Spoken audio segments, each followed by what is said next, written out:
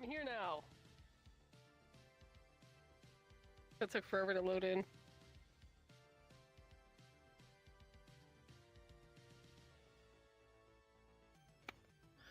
I just hit the streaming button. We're still on the starting soon screen. They can still hear us, though.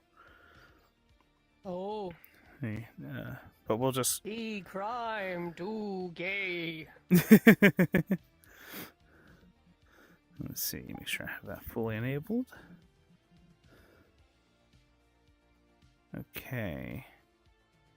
So I'm looking at stream stuff on my wrist here. Let me... Oh, you're fine. Let me put this on the other hand, I think.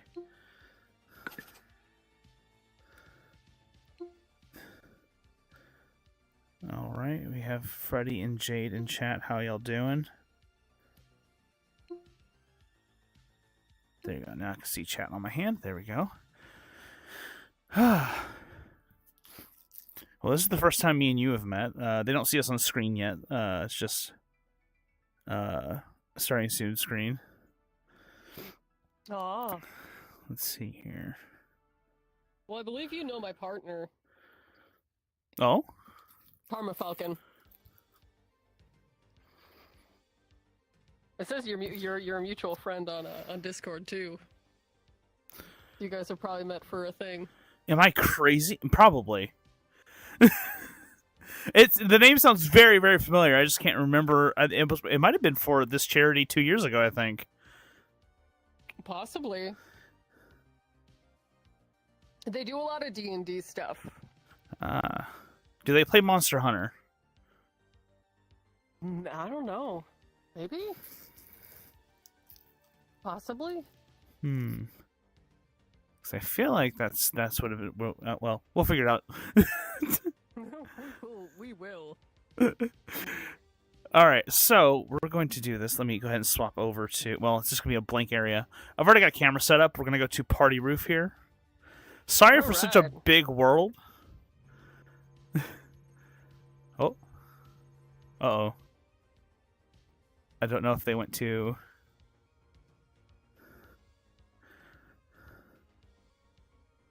Oh, thank you for following, Sophis. It does not... That should have played a noise. Did it play a noise for you guys?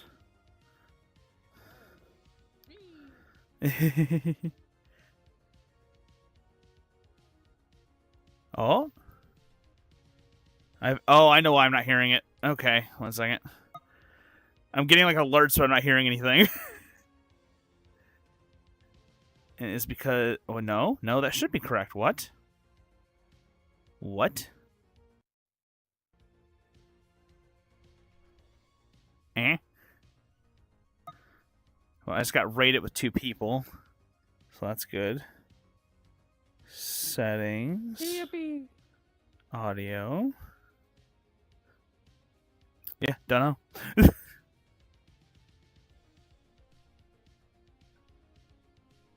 What? Well, real question, guys. Did you guys hear a noise when we were raided and when someone followed? Because I did not. Which will be a problem for redeems if I'm not hearing stuff. Oh, you can just refresh the browser source. Let's see. I get that issue sometimes. They did not hear.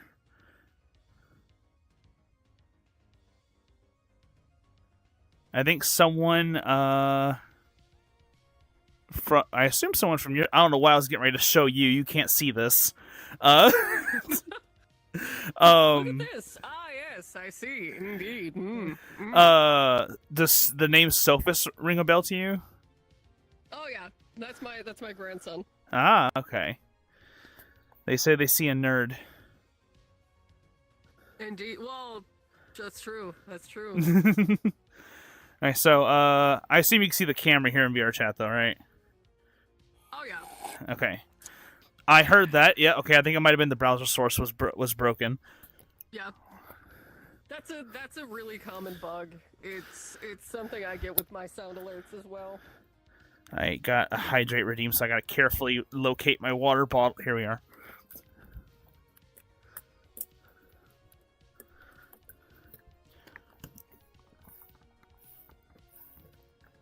Okay. Hello, everybody.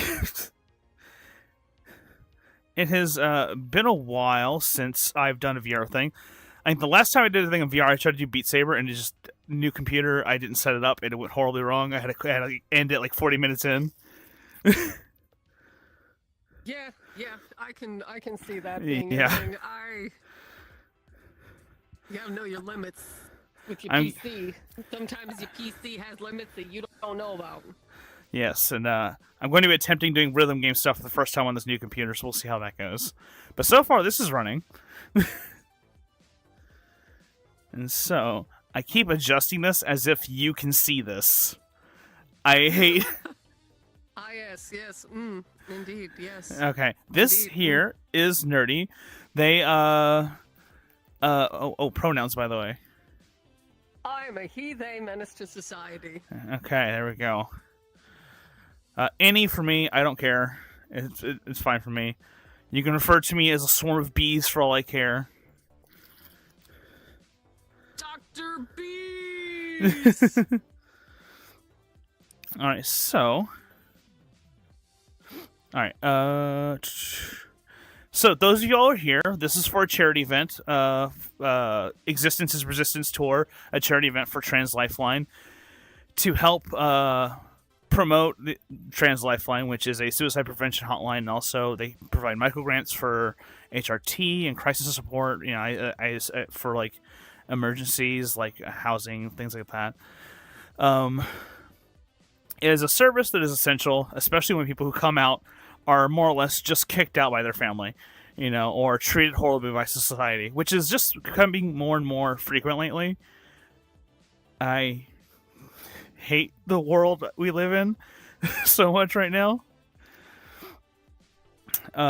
It is. I'm a little bit tired of living through historical events. I would like to go back to Yes. just chilling. That would be, you know, at least not having my rights threatened. Kind of exhausting. Oh. Am I losing tracking? Oh no. Wait. Let me adjust myself.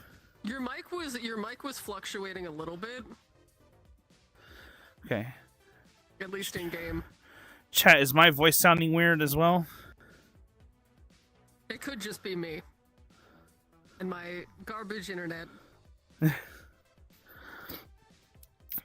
Cox cable, because no one fucks you like Cox. Let's see here. There was something else I want to talk about. I was going to talk about it yesterday, and then I realized I kind of had waited too long to talk about it before we get ready to raid somebody. Are you familiar with the Trevor Project? Oh yes, I'm aware of the Trevor Project. Yes. Well, the government's trying to shut them down now. Oh. Literally, like in the last 48 hours, they've just been like, "Oh, we should just get rid of that because regular suicide prevention's just fine." Yeah. Good thing I'm raising money for them next week. Yeah, they desperately need it. And then on top of that, they come for that, they're going to come for Trans Lifeline, obviously. You know. Trans Lifeline's not government funded, so True. It's its own thing, which means, you know, it's safe, but Trevor Project might have to go the way Trans Lifeline did and, you know, just become a privately funded, you know, 5013C.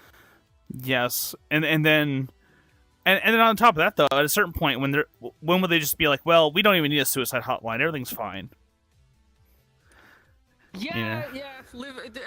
Having a dude in charge of the country's medicine who doesn't understand what medicine actually is terrifying. Yeah. Being an American is a horrible thing, and it's made more horrible by the fact that you can be physically assaulted for just existing. Yep.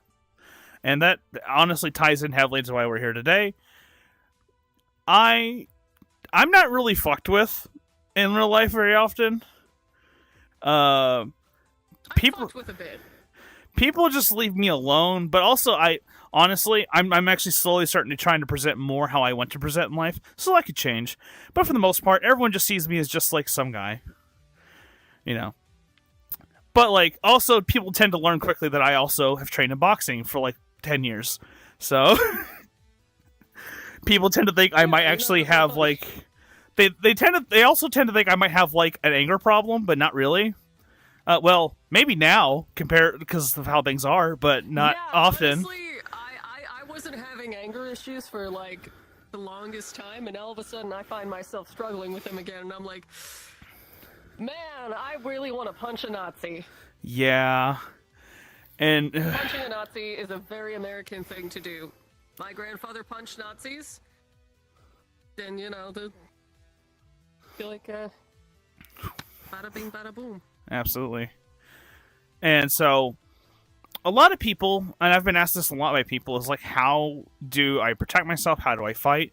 And honestly, how to protect yourself and how to fight, while go well together, aren't exactly mutually exclusive to one another. They're not the same thing. Yeah. And so... Prevention is the best form of protection. Mm-hmm. Whereas absolutely. Getting into a fight, you're already there. You have the protection, the de-escalations have failed, and now you find yourself in the midst of conflict. And it's not like Final Fantasy. There's no turn-based battle here. It is fight for your life. And an adrenaline rush, especially from like an anger surge of some sort, only gets you so far. And can tend to wear you out faster as well. I remember one time in a sparring session, I got popped in the nose and I got really mad and I just started swinging at a person. My coach was like, stop, you're doing awful now.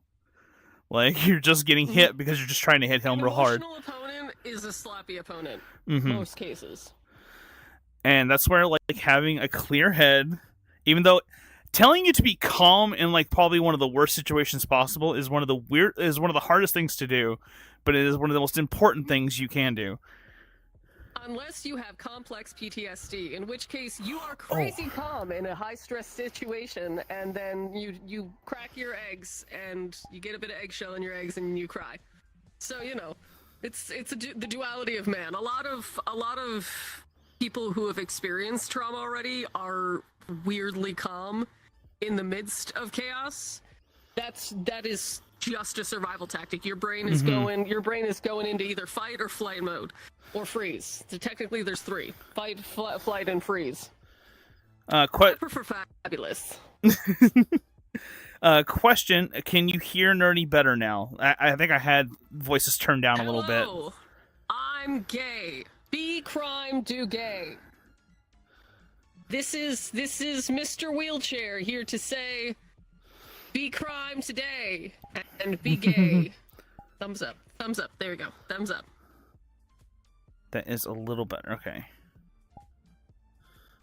And I can probably still turn things up a bit more on...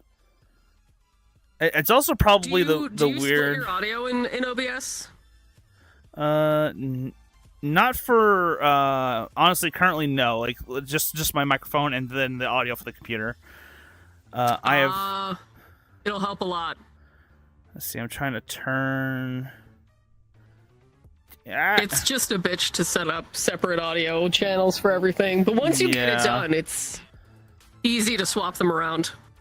Okay, guys, is that better? Because it's showing the audio like going awfully high when they talk now on OBS. Oh, the red on OBS isn't bad. It doesn't mean bad. You shouldn't futz with the little bars underneath the measurements. It will fuck up the sound horribly. Red is not bad in OBS. Red just means you have higher decibels, more resonance. Let's see. It might benefit if you were to sit over here. Oh yeah, we can swap sides. There we go. Because I also forget that VRChat also has like that directional audio thing, so they can only hear you from whatever side that you're standing. Well, now you can do audio from your camera now. Really? In your camera settings, yeah. I will definitely mess with that. So you hear my voice through your camera, but it should work since your camera's relatively close. Let's see. Yeah. I think we'll leave it for now. I think it's fine for now, but I might mess with that with another stream though. Oh yeah, it's super easy to set up too. You can even once you split your audio, you can have VRChat come through mono rather than stereo, and it gets rid of the audio issue. Okay. That's good to know. I have so much to teach you, young Padawan. Yeah, I've streamed in VRChat for like, well, I guess a few years back, like maybe a good like 3 years ago because I've only just started getting back into streaming, and that wasn't a thing before, at least as far as I remember. Yeah, VRChat's changed a fuck ton. Since I've started getting back into VRChat, the UI is completely different. Like, now they're like selling avatars on the main page, and I'm like, can you not VRChat? Yeah. Like, I have a lot of beef with VRChat's current UI and how inaccessible it is as a blind person. But that's not what we're talking about today. Today we're talking about how you can keep yourself safe going out among other human beings, because here in VR, chances of you getting in a fight are fucking minimal because you can just block an asshole. But unfortunately, in real life, that is not something that you can do. You can't just delete another human from your perception. That's called murder and is frowned upon. This is correct. Correct. That is. You actually reminded me of something I need to say. The point of this entire stream, by the way, is not to call for or incite. Go looking for a fight. Yeah, or incite any kind of violence on anybody. This is about defending yourself, protecting others, things like that. As you were talking, though, knowing what to do. Yes, and as you were talking about earlier, like not getting involved and de-escalating a fight as much as possible is the best way to be in a fight, because it doesn't happen. I think 9 times out of 10, if you go up to somebody who's trying to instigate a fight with someone else, they will back off. You know, unless they're outrageously inebriated or, you know, hypothetically Republican, then they might escalate. Yeah, like if someone's looking for a fight and they want to get into a fight, they're going to get into a fight. But if there's a way to stop they're going to get into a fight. That's the best way to go about it. I like, even with boxing, my coach would always say this. He's like, the best way to win a fight is just don't be there. He goes, boxing's the exact same way. It's just in inches rather than by miles. You know? Yeah, and so that is American Kempo is all about, you know, you don't go starting a fight. You're not a Power Ranger. You're not going to go fucking kick somebody's ass. You are learning a means of self-defense, and you are learning how to handle when somebody comes up to you and tries to engage in unwanted physical contact. And it actually works. It's weird how it becomes second nature the more you study. And then a lot of people are like, how do you fight more than one opponent? And the answer to that more than likely is don't do that. Get out of there. No. You are not a movie star protagonist. Fighting more than one guy, especially when you don't know how to fight, is stupid. Even if you do know how to fight, it's stupid. Yeah, like my if you coach, have to, run away and get them into a place where they can only come at you one at a time. My coach would be asked, like, how do you fight like 10 guys? And he's like, okay, this is how you do that. Don't ever do that unless, like, maybe you're in the most narrowest hallway in the world and you can take them on one by one. Yeah, that's the only way it's going to work. Unless you're fucking Daredevil. Unless you're Daredevil, man. Don't take on 10 dudes at once.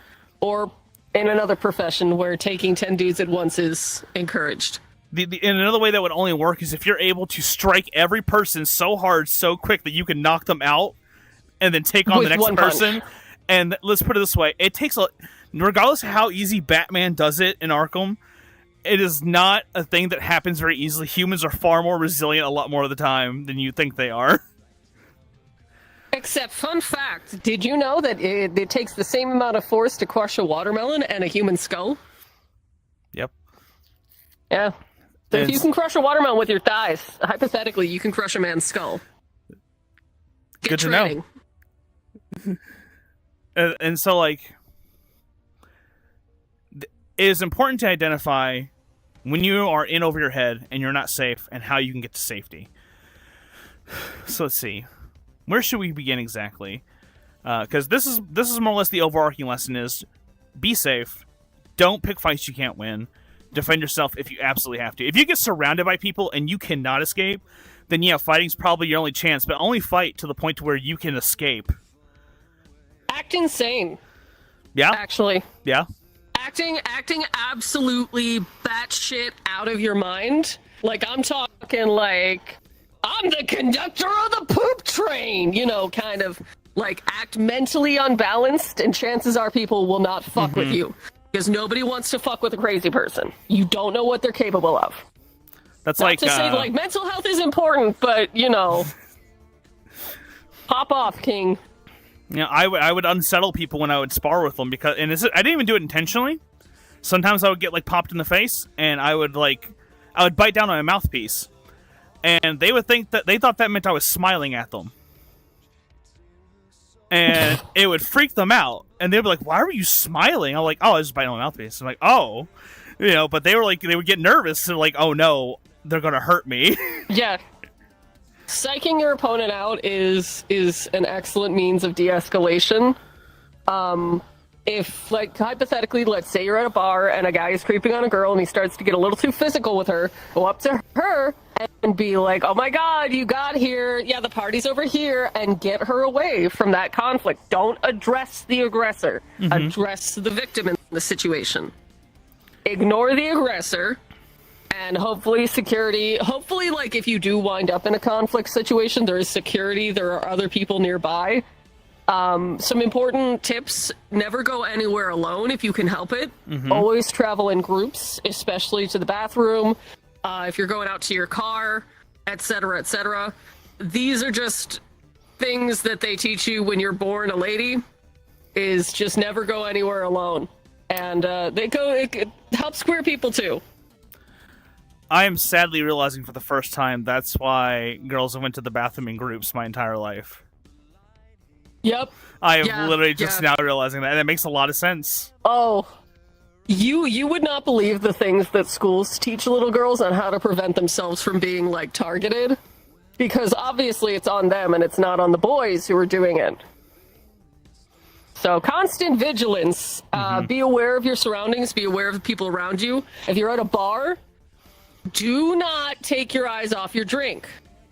Keep your drink close to you. Put a lid on it if you can. There's all sorts of cool inventions nowadays that help keep drinks safe to avoid unsafe situations. Because fighting while inebriated is a lot harder than fighting while sober. Another thing is, if you are alone, you are not alone. Do not say you are alone. Somebody's with you. Someone is expecting you. You're going to meet your friends. Someone may be here. You know, oh yeah, your girlfriend's in the bathroom. She's gonna be out in a second. Or your boyfriend, or your brother. You never let anyone know that you are by yourself, especially a strange dude. Ever. Yeah, no. Self-defense items are also really handy. Metal keys. There's various objects that you can get for personal self-defense, such as pepper spray, bear spray. Bear mace is better than pepper spray, in all honesty. Get bear mace. It's easier to carry around. You're not going to get it confiscated unless you're, like, going to the airport. And, you know, if anyone asks, you live in the woods, and you need this. I know someone who has a really cool, really cute metal keychain on their keys that have cat ears on it. And yeah, you can stab a motherfucker with that. It's meant to stab somebody with more than actually look cute. Basically brass knuckles. Yes. Tasers, depending on where you live, always check the laws on where you live, where you're going, to make sure that tasers are legal, because you don't want Johnny 5-0 to take your $500 fucking fun gun. Yeah. Another thing on brass knuckles, by the way, some people like to act like those are like, oh, now you can just punch anything kind of thing. There's a downside. This character has brass knuckles, by the way. Ooh. This says "smile for me" on them. Oh, I love that. It's beautiful. So, anyways, the one problem with brass knuckles, though, is that if someone actually gets a hold of your hand, your fingers can't go anywhere now. Like, depending on the type. Like, this right here actually would be a terrible idea, because you basically have a handle you can grab your knuckles with. Yeah, that's a bar. You can grab it, and you can pull their arm down, twist it, pull them closer, you know. Like, let me get close here. So, but if you were to grab that flat part there and then twist that, I mean, it might not break my knuckles, but it will hurt a lot. You know, so you can dislocate the wrist with a twist. Oh, yeah, and so... Just boom. Almost any weapon can have some kind of downside like that if you're not thinking about it. Like a sword. that can hurt you. Or a cane. Yeah, like knives, you might accidentally stab yourself. You know, taser, you might tase yourself. I have accidentally stabbed myself. My mom accidentally tased herself one time. Accidentally? I walked out of the bathroom my glasses. and she was like, I tased myself. And I'm like, how did you tase yourself? I saw the little spark and I wanted to touch it. It was like, ooh, shiny. So, that covers a lot of bases of like, you know, be aware, de-escalate, have some kind of preventative thing, be together. If you're alone, don't tell people you're alone. That's kind of like if someone knocks on your door at your house and you're alone in the house, you answer the door and they ask for somebody that you don't know, they might be planning to break into the house. That might sound paranoid, but they might just be checking to see who's there. Paranoia is not paranoia if it is validated. Yeah. That's called caution, motherfucker. Sorry, can I say that on this? I don't know if if you're like a G-rated straight. Okay, cool. Oh, fuck. not at all, not at all. And so, like, listen up, chooms.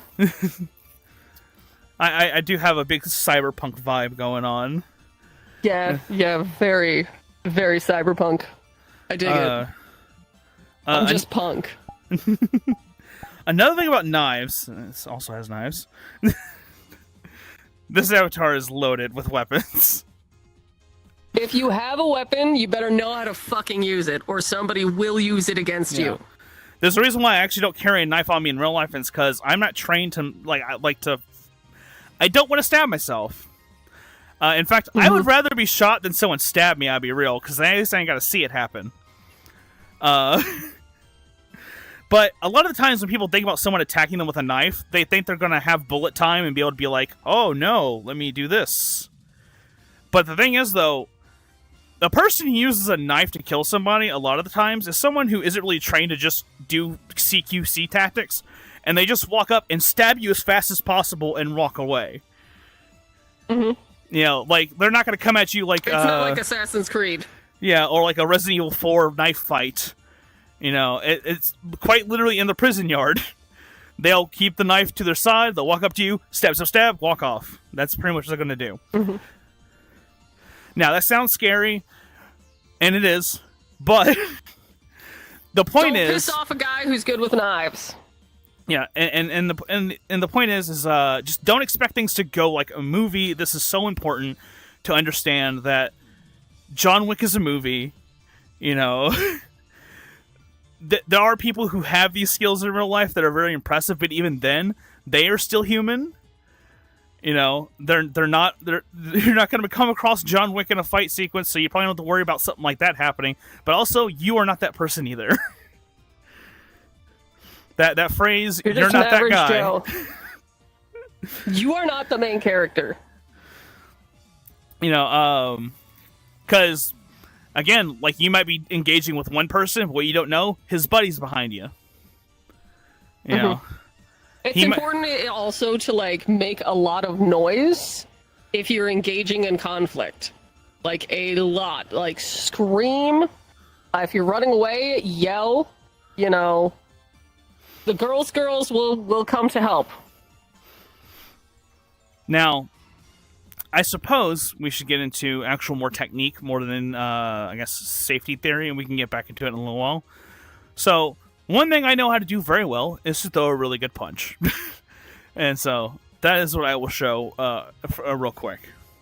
So, let me see if I can angle the camera a little bit more. See my feet? So, a lot of people think punching is all hands. It is your entire body if you want to throw as much as you can into it. People wonder why boxing is divided in by weight classes, and it's because the more weight you weigh, the heavier your punch will be. It's not determined by sheer muscle. It's determined by physics and centrifugal force. Alright, so... That's why it's called the sweet science, by the way. Make sure that my feet are working. Okay, cool. So, trackers stop. Your feet just stopped working as soon as that is... This Your feet got tracker's comedic timing. this tracker's been having a problem lately, and I don't know what it is. I'll have to turn the play space. Okay. So. Wow. All right. Footwork. Footwork. Thankfully, we don't exist in a world where our feet can just fly away. So. Bold of you to it. Yeah. So, one thing that's important is to have some bend in your knees. That is to give you some give, some push, and not really, like, kind of add to your balance. So you always kind of want your knees kind of bent. I am a bad example of how to stand in boxing to a certain degree. You're supposed to have both feet kind of turned that way and your body facing forward. And that kind of gives you kind of like the proper balance between your legs. I have feet problems myself, so I actually stand with, if the foot will work. My foot isn't even moving now. There it is. Okay. VRChat tracking. I usually stand with this foot facing directly forward and this foot more like that. And that's just because I have a very wide-footed stance. So, remember, it's supposed to be more like that, not like that. This is why it took me so long to start stream, by the way, is I was having these problems. And I can't seem to get them to stop. What trackers are you using? They're Vive 2.0 trackers. They are old as fuck, and they might be dying. Oh, yeah. They're probably dying. I got 3.0s, and they're also dying. I have purchased some slime trackers to kind of give those a shot. And if I don't like them, oh well, I guess. But, are you kidding me? Okay. I could scream right now with how annoying this is. That foot just doesn't work now for some reason. There it is. Okay.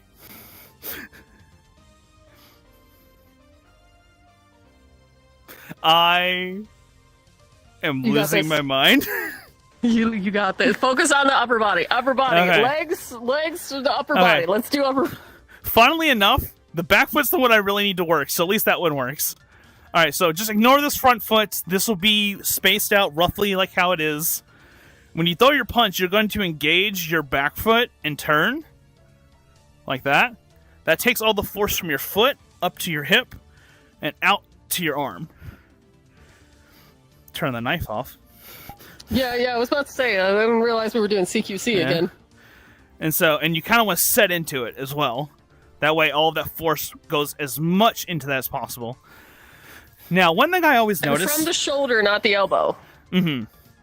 Yeah, you never want to wing your elbow out, which if that's showing that... Yeah, so you never want to wing it out. That's just VRChat's tracking. Yeah, and the reason why you don't want to wing your arm out, though, is for many reasons. One, it's just not good form. You lose some punch force. Also, it's rough on your elbow. You want to come up and then over. So it's almost a straight line. Core. And then basically, when you see people like punch a punching bag, they'll start swinging and stuff. And they'll kind of like start walking around like, oh yeah, I did that. And it's like, well, the bag's only 100 pounds. Calm down.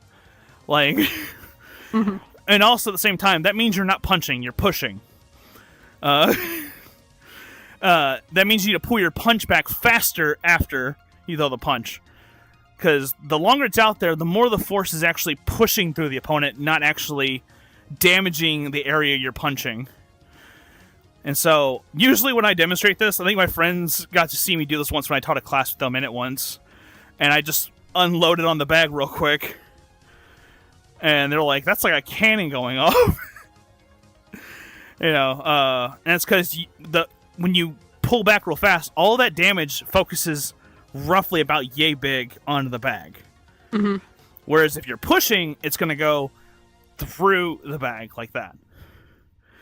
Like especially if you just push someone with your hands, they'll be fine for a second, and then they kind of just go falling forward. Whereas if you were to actually like do that same shove motion and then stop and pull your hands back, it would actually hurt because you're like jostling their chest. It's a transfer of energy. Exactly. And as long as you're still making connection, your energy can transfer back into you. That's physics, motherfuckers. And so, and then for your other foot, you do the same thing. You turn the foot. See if I can do this before at least tracking again. And you throw that one as well. So, like, there's your 1. There's your 2. Some people like to throw hooks like crazy. Your back foot will always your back punch will always be stronger because it's coming from more muscle. Front punch is going to be a little bit weaker. Yes. Some people always think a dominant hand forward, but it's like you're actually taking force away from the hand because this hand has more time to build up the energy. You distract with this, you hurt with that.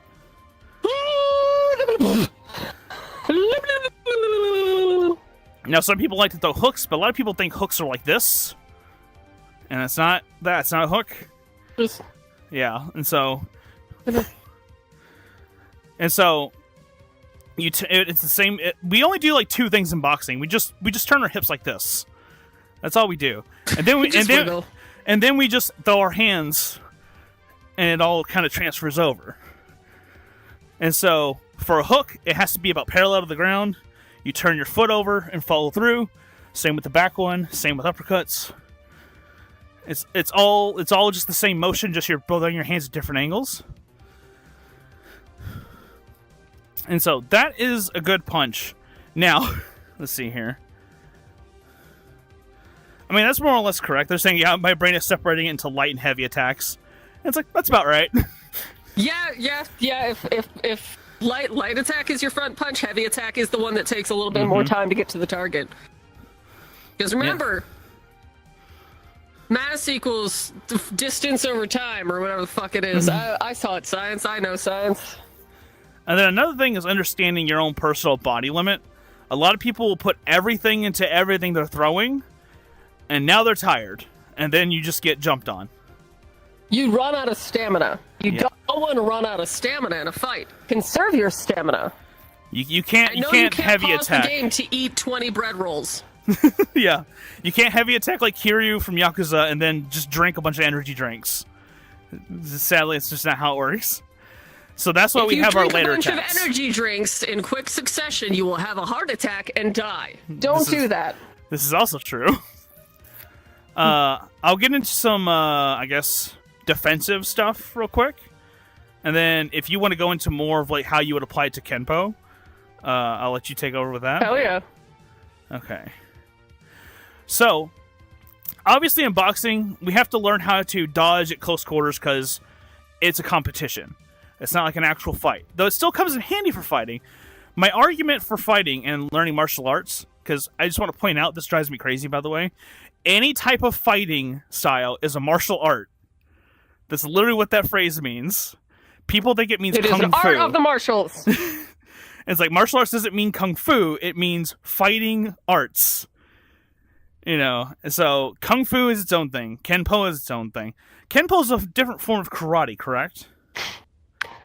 Well, so karate is more like this overarching word that's used to describe most Asian martial arts styles, like wushu, kung fu. Kenpo. Kenpo is a Japanese art style, and I studied American Kenpo, which was Americanized by some dude named Joe. And he made, literally his name is fucking Joe. He's the leader of American Kenpo in the US, and he made it a little more easier for American kids to learn and understand. But it's all about discipline. It's all about concentration. It's all about trying to end a fight as quickly as possible while also being respectful toward your opponent. Okay. And that ending the fight as fast as possible is probably the biggest. That's the biggest part of like getting into a fight in real life. Like you just don't want it to go on for long. You don't want it to happen to begin with. If it happens, you hit that motherfucker in the head with a bat and it's over. Boom. Yeah, one thing people, when you get tough guys who like want to be like, oh, well, you know boxing, but that's like rules. And it's like, you're just telling me I don't have to follow rules. Yeah. You're just telling me I can fight dirty now. Pocket sand, bitch. Yeah, like I'm gonna this is another important thing. We'll go over this probably a little bit later. do anything to save yourself. Scratch their eyes out. Fucking There hit them are in the no balls. rules. Like, a lot of guys... Grab, twist, pull. Yeah. 3 simple rules. Grab it, twist it, and yoink it as hard as you can. Like you're pulling a fucking lever. Send that dude down. Yeah. And, like, I noticed that a lot of guys, though, tend to, like, not actually go for another guy's genitals. And I think it's literally it's an unwritten code of man. Man. Don't fuck with the face. Don't fuck with the balls. And it's definitely everything else here.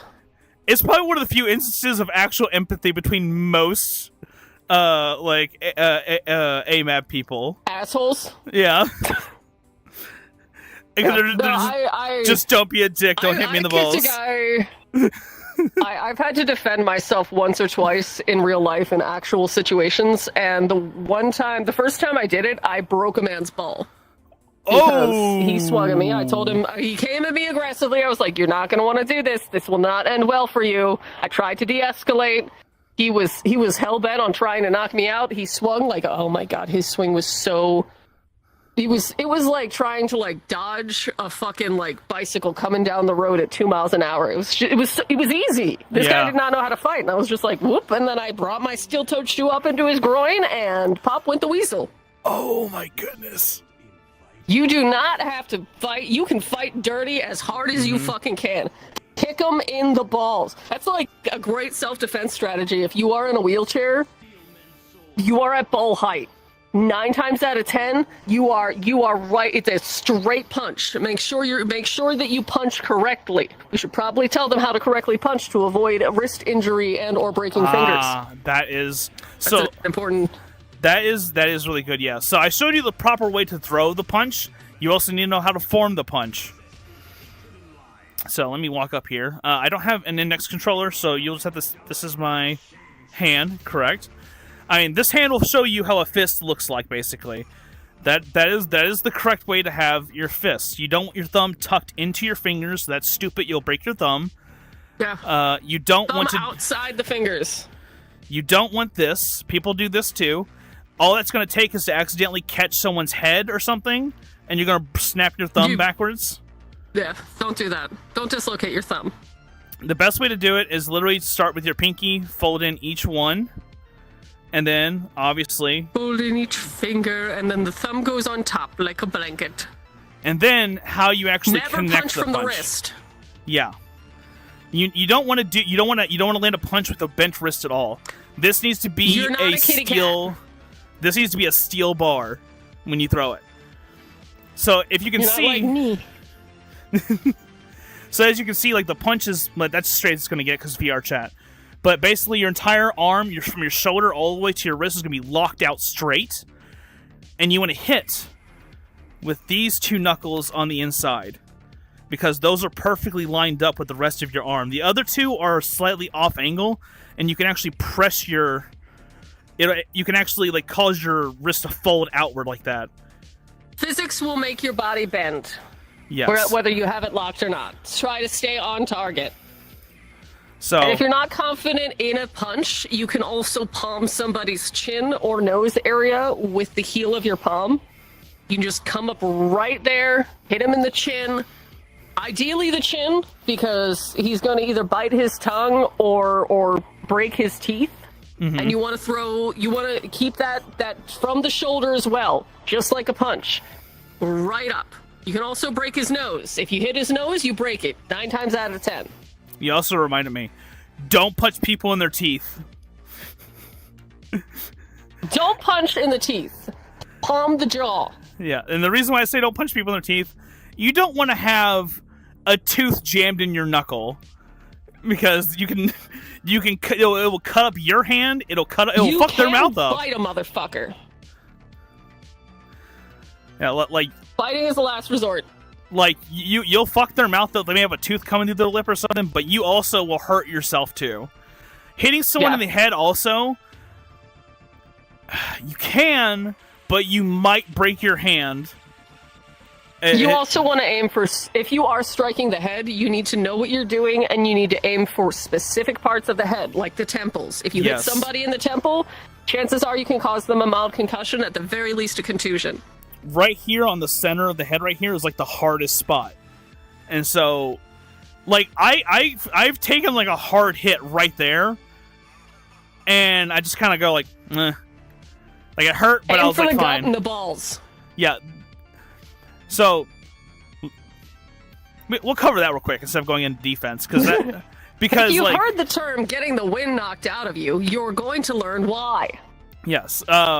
So, in boxing, obviously, there's specific places you want to hit a person. You don't just want to hit them in the head as much as possible. You can. The human body is like a weird puzzle when it comes to deactivating it. And so, hitting someone in the temple, especially if you can get their head to turn that way, can cause some whiplash. Hitting them in the chin also is a good whiplash effect. Hitting them up under the chin is another whiplash effect, but it causes that causes a different effect than just knocking someone out sometimes. So basically, if you can get someone's head to turn as much as possible, their brain just goes, well, I don't know what to do, and then you just go out. That's why you get knocked out, or you have a concussion. If you get hit under the chin and your head jolts back like that, you still might be conscious, but you actually might not be able to move your legs for like 20 seconds. It just depends on how bad it is, because literally you hit a part of your brain that controls your motor functions hits your skull. That's what a concussion is. It's your brain hitting the inside of your skull. Yes, and so because your brain is not stationary in your skull, it moves. So if you've ever seen like a boxer on the ground and he's getting a 10 count and he's clearly awake, but he cannot get up and he's trying and he keeps falling over, it's because his feet are like, nope, I don't know what you're trying to do.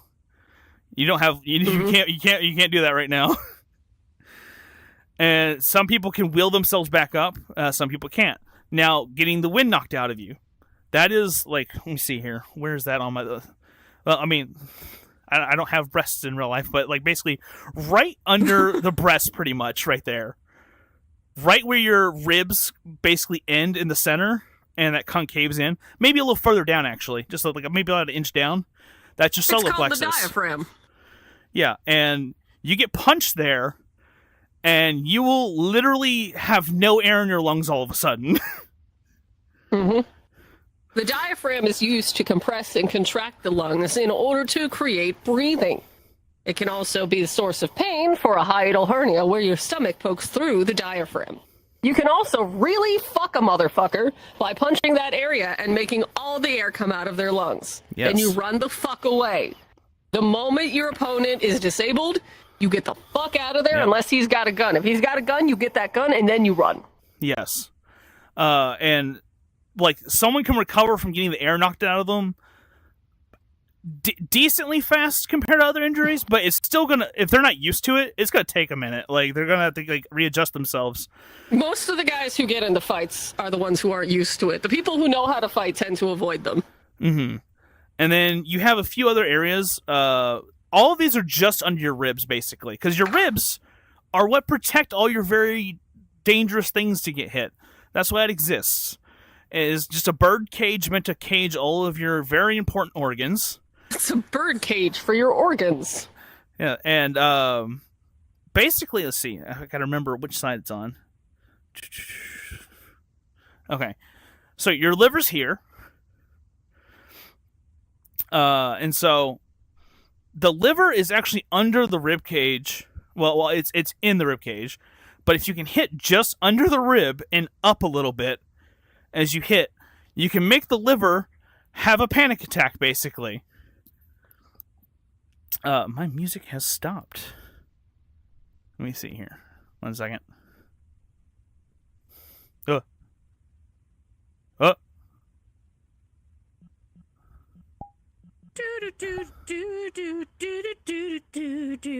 You're my soda pop, my little soda pop. There we go. Okay. And so, you've probably seen in boxing matches where, like, a guy gets hit in the side. It may not look that bad. Like, it looks like that probably wouldn't have felt good. And they're getting ready to continue fighting, all of a sudden they just go, That's because they got hit in the liver all of a sudden. The liver takes, like, a split second for it to actually hit the brain, being like, something's wrong. And for some reason, your body's like... something has been fucked. And your body's response is, I don't know, fall to the ground, I guess. Like, it's been described to me as feeling like you're about to shit yourself all of a sudden. And you cannot, and like that's what's about to, your body's like, that's what's about to happen, and it's gonna happen. And they just collapse to the ground. It's like very painful. I've never been hit with that in sparring, but I've seen people get hit with it. I've been hit in the solar plexus. I have suffered a couple concussions. I have fractured my nose in sparring. Let's see. I've bruised ribs. I've bruised my sternum before. Oh yeah, bruised ribs are... I cracked a rib once. Oh. And so, all these things, how can I put it? So that sounds simple. It's hard to perform like stuff like that to a certain extent, consistently without practice. But also, if you're doing that a lot and to the point you get good at it, who is after you? Like, why is this happening to you? But that aside, understanding the logic of how the body works and why people get knocked out is essential in knowing when you can escape. Because, like, again, like, if you get into a fight, you don't know if a guy has a buddy that's going to show up behind you. So if you have no choice but to engage, you need to do something to disable that person and get out as fast as possible. So understanding how to cause a concussion, which is basically a small car crash, to be honest, can basically discombobulate them enough for you to get the fuck out. You know, like I was explaining earlier, like how Batman just knocks people out and stuff. For Batman to be able to knock people out and for them to stay out cold for as long as they are, they might have brain damage. That is not a normal response, usually. Usually a person when they get concussion, they're only out for a little bit, but they still might be discombobulated and stuff and having to readjust. So that's kind of where, like, the whole escape thing. You may think you have won, but that person still might be able to get up and come at you again. You know, you can't just disable everybody and just be like, okay, well, I gotta go take care of the Joker now. You know, it's just not how it works. Yeah, no. Video games are video games. Real life is real life. Another thing, I can't really display it with VRChat basic hand tracking. I mean, grabbing someone's thumb, grabbing their finger and twisting it, or like bending it the opposite direction that the finger does not bend, either backwards or sideways. If you can fold their knuckle in and then twist it, you could easily pop the knuckle out of the socket and stuff. Like, if you apply pressure underneath somebody's armpit and pull their arm down, like using your arm as a lever, you can dislocate their shoulder with relative ease. Yeah, and so, like, knowing these vital locations. Another place that's terrible to get hit, by the way, I forget about this. Just right under the armpit. Oh, yeah, you have so many nerves there. You have so many nerves. It hurts so much, and you don't expect it to. The average person does not understand how much getting hit there hurts. Like, I remember one time I threw a punch. If you're a boob haver, it's like being punched in the tit, but worse. But I remember throwing a punch, and my opponent just, like, vanishing that way. And I, like, turned, and he hit me right there, and I was like, oh! Like that. And I had to, like, summon myself back up to be like, no, get the hand up, I want to get hit now. You know, but the whole point of that, by the way, and this is also kind of how boxing works. It's a small chess game to a certain extent on if you can make your opponent abandon their weapons. You know, and what I mean by that is in boxing, your only weapon is your hands, so you have to make them afraid to use their hands. So if they throw a punch and you hit them under the armpit every time with that same punch, they're not going to throw that punch anymore. You've just taken one weapon away. You know, everything works that way in boxing. Like, and the same thing works with, honestly, your average opponent. Because, I mean, they're not going to like that either. You know, which after I got hit with that punch, by the way, I still kept throwing the punch because I'm just like, fuck you, I'm not going to stop throwing my punch. You know, you have to be the opposite level of stubborn if you're going to be in a fight as well. I always say that, like, to be someone who is in a fight that is calm or actually participates in fighting sports, you have to lack a certain amount of self-preservation to a certain degree. You gotta be a crazy bitch. Yeah, like, a lot of people don't step into a ring or on the mat for any reason. It's like 99% of people don't do this.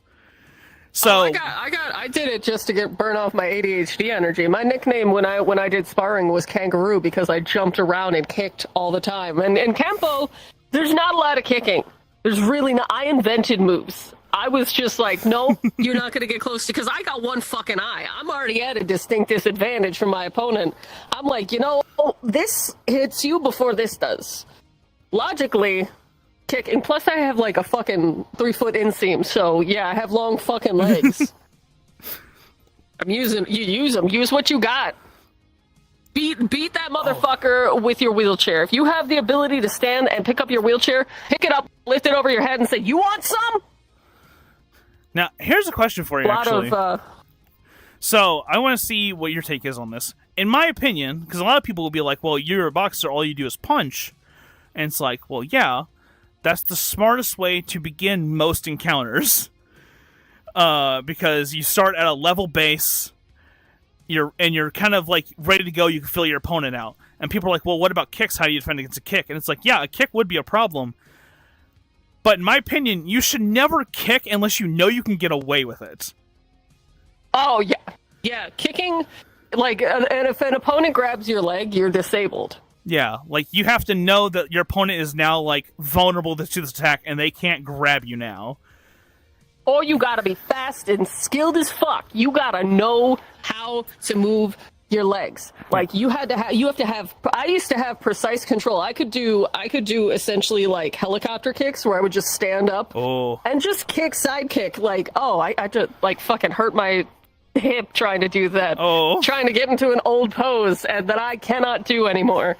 I know my limits. I'm an old man. But, yeah, like, I had insane control over my leg muscles, and I knew how to, like, if I saw somebody going to grab my leg, I'd pull it back and I would step on their fucking foot. Yep. And see, like... And now you have them at an even bigger disadvantage where you can get in close, and you get those body hits. Yeah, and so, like, kicking is strong. It's very good, but you have to know what you're doing. Take some kickboxing classes. If you can take self-defense courses at your local YMCA or community center, whatever, even if it's like just some dude in his 30s doing the best he can teaching you, it's better than nothing. Learning some self-defense is something that I encourage everyone to try. Absolutely. And, like, boxing's been a large passion for my life for, like, 10 years. And I always tell people, like, do it. Do something like that. Like, it does nothing but benefit you. A lot of the times you don't have to spar if you don't want to. It's a great way to get in shape. So is kickboxing. Almost any form of martial art of any sort. If you've had a bad experience with a coach or something because of that, find someone else. Not every coach is that awful. You know, I've met some pretty awful people. Not every sensei is shit. And some of them are, though. I had one that was. He doesn't sensei anymore. He's in prison. Oh. Yeah. Were you in Cobra Kai? What's? Yeah, I mean, basically, except Jesus. It was no. This dude was a douche. He was a creep. His son was hot. Jade in chat says, like, oh my god, he's pretty. The local group in my city actually has a basic self-defense class they teach once a month. I can't recommend learning some self-defense skills enough, especially if you are queer, if you are openly queer, if you are visibly queer. Either get some self-defense items, learn how to use them, learn how to be charismatic as fuck to de-escalate a situation, because you can always de-escalate with comedy, with jokes, even if they're jokes you wouldn't normally make. You say what you need to say to stop conflict. I will say you brought up acting crazier and stuff, and I will be honest. If I were to actually start getting into a conflict, I would genuinely start acting crazier. That actually is the first tactic in my mind that pops in.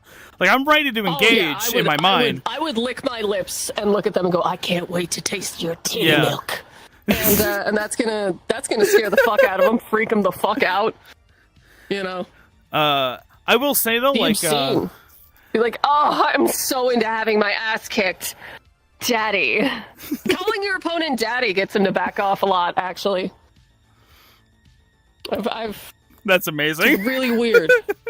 Listen, you make it weird, they're not going to be as into it as they would. Because, like, people who get into fights usually see it as a way to show off how macho they are. So if you make it less macho and make it more effeminate and make it like they're doing what you want them to do, you can psych them out. It won't work all the time.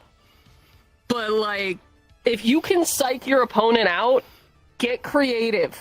You know, either take self-defense or theater. One of the two will save your life.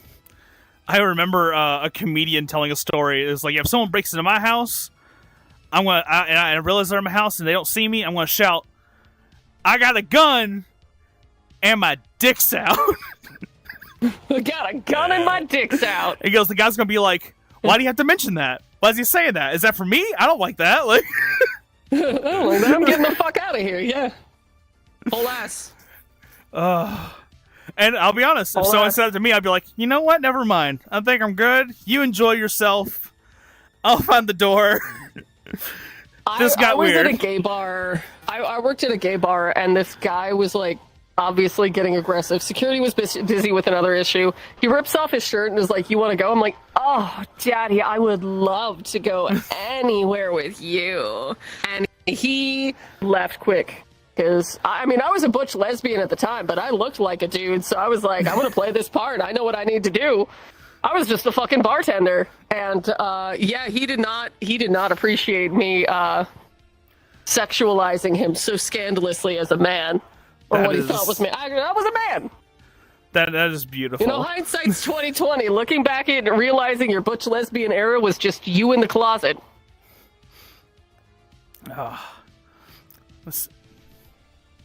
I will say, I'm realizing... I was so far in there, I found Narnia. I will say that our two hairstyles are almost the exact opposite sides of each other. Yeah, booyah.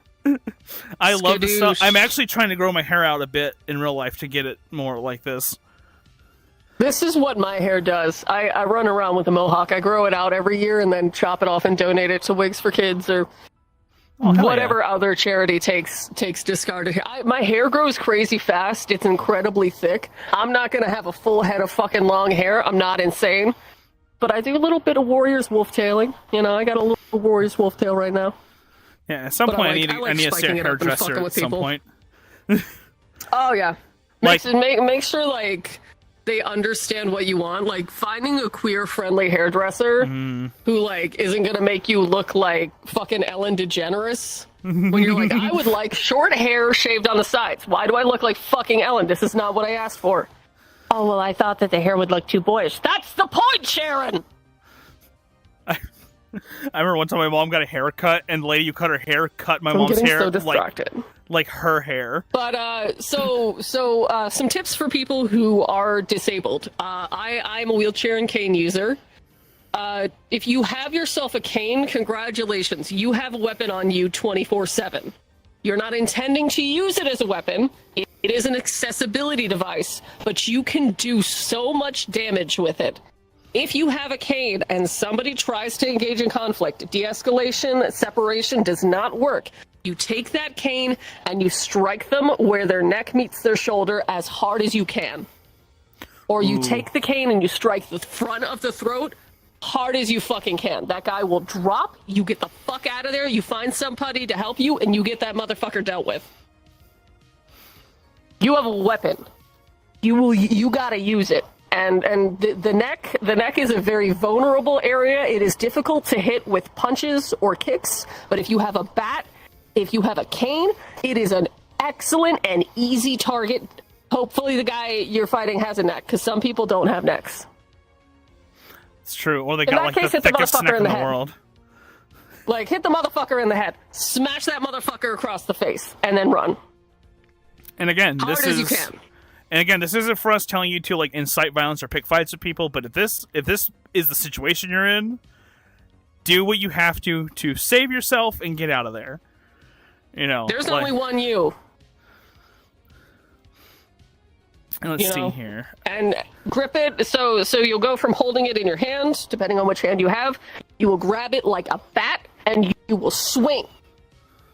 Go to some batting cages. If you are a cane user, go to the goddamn batting cages and do some fucking batting. You gotta learn how to swing a fucking bat if you want to defend yourself. Because a cane is just a fancy bat. Yeah, that's fair. And it might break. And if it breaks, you hobble the fuck out of there and you find some help. Yeah. And basically, like, you have found your out, as we've been describing over and over. Like, you've done the thing you need to do. Hopefully they're on the ground and you can get the fuck out of there. Now, do remember, getting out of there is like priority number 1. Priority 2 is getting them to a point to where you can escape. You know, this isn't like, you don't have to win a fight to survive the fight. You know, winning fights is for competitions. Fighting somebody winning and escaping is subjective. You get out of there, you won. You know, going back to like what my coach told me, where he was like, you know, fighting and boxing is basically just not being there, but inches at a time, rather than miles at a time. If you get challenged to a fight by somebody, don't fucking go to that fight.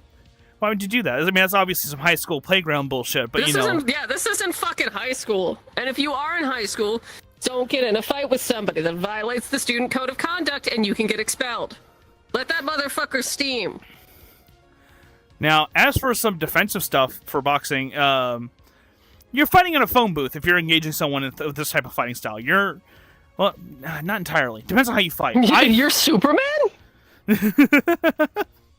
That's only. A deep cut. No, nobody's gonna know what the fuck a phone booth is. Gen Z doesn't know what a phone booth is. Oh. You've exposed the fact that you're a millennial. Oh. You've done. Why have you done this? Listen, you're the one that said phone booth, and I'm like, a what? Fair. A what? But and so I'm not going to get into too heavily into the different types of boxing styles. It's just some people fight more far away, some people might fight more close, and they're more power heavy, and some are kind of like a mix of in between. For this, we're talking about engaging someone as close as possible, because usually in a street fight, people are just coming at you. They don't care about how far away they are to you the majority of the time. If they are judging their distance, they have some fighting experience too, and you might have a problem. Yeah. Well, ideally, a person who knows how to fight isn't going to pick a fight, and if they do, you just got to be like, "Whoa, dude, your coach would be super disappointed. Like, you need to not be doing this. This is detrimental to your career. Don't do it." Snake, don't spread rumors. Stop saying I'm old. I'll fight you. I know where you live. You live upstairs. Old. Imagine being old. But I've decided I'm farming my 30s till I look 50, and then I'm farming my 40s. So, as for like fighting someone up close, let me get a little closer. Let me back up because the sensor needs to see that fucking. Get close, back up. Which one do you want? I need to get close, but I need to back up from my sensors. That's what I'm.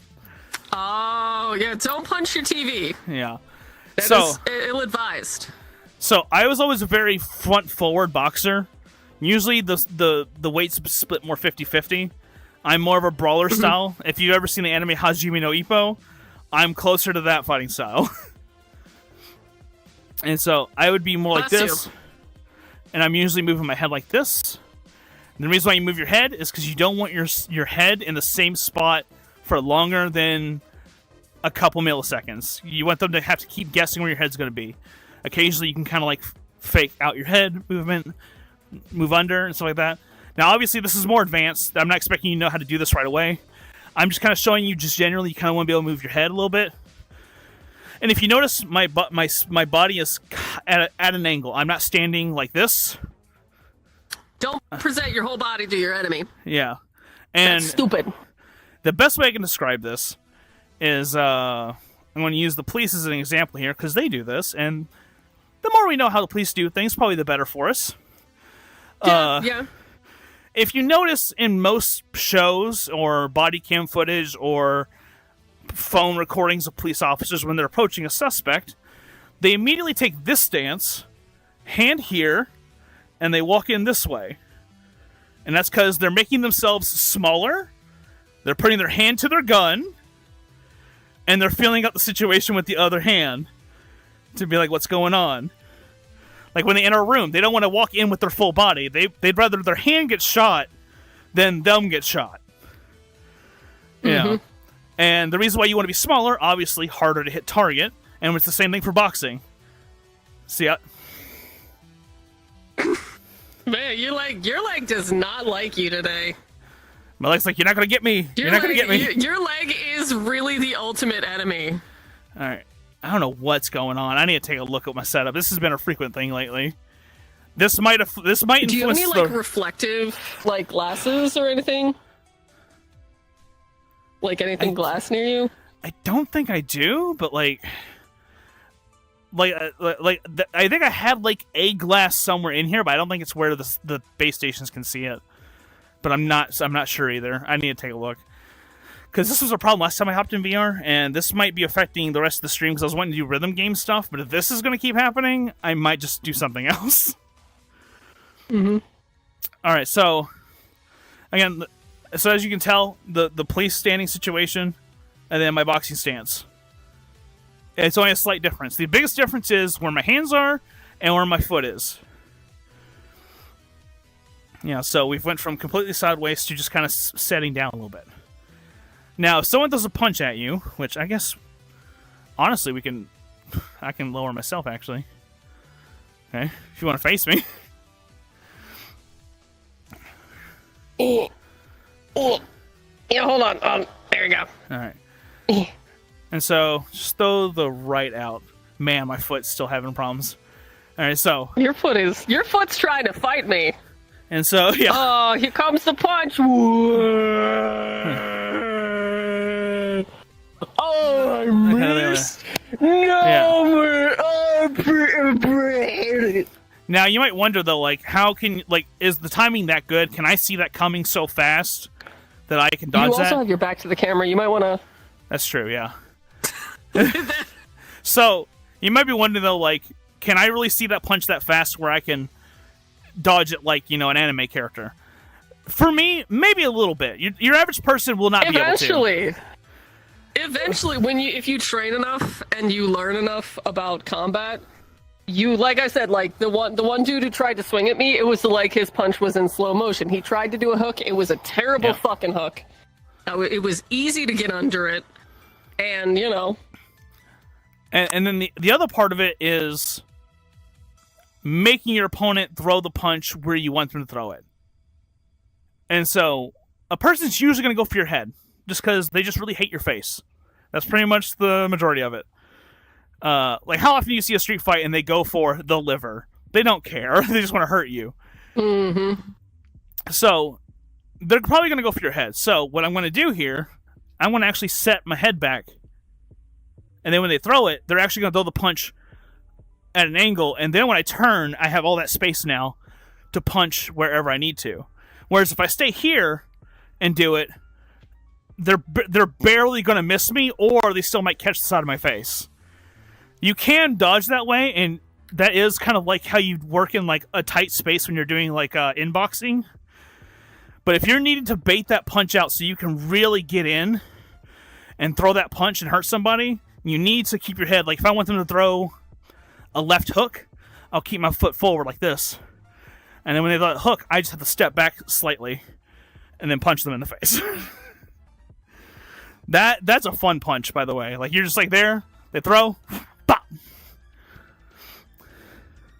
Another fun punch. Face it real quick and just do that in slow motion again. And then what I'm going to do, I'm going to like tap your hand down. And so it's going to be like this. And it's going to be right here. I'm going to push it down.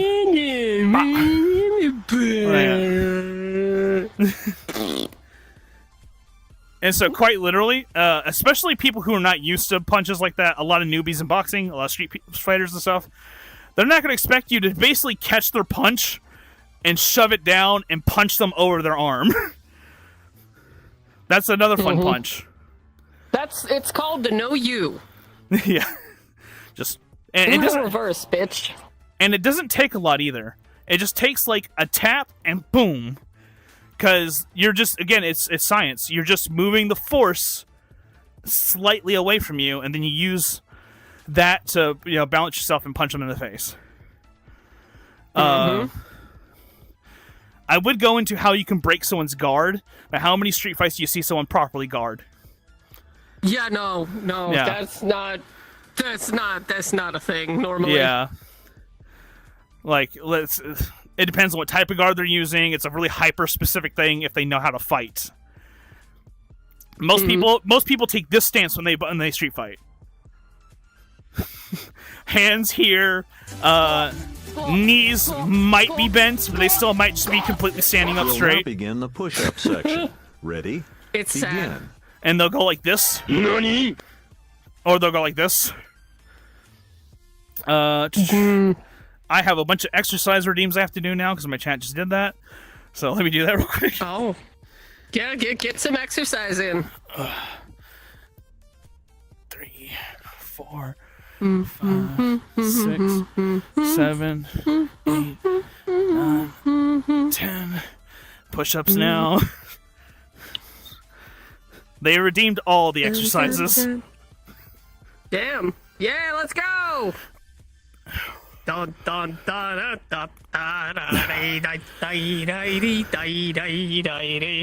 now planks. Because they are evil. 30 seconds. Boom.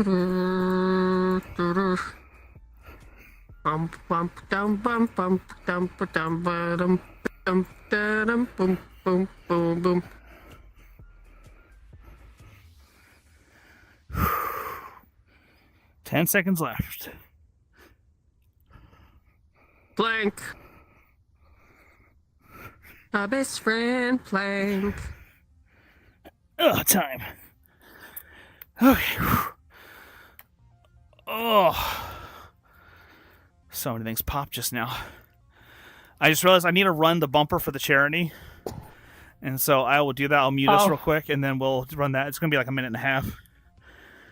Cool.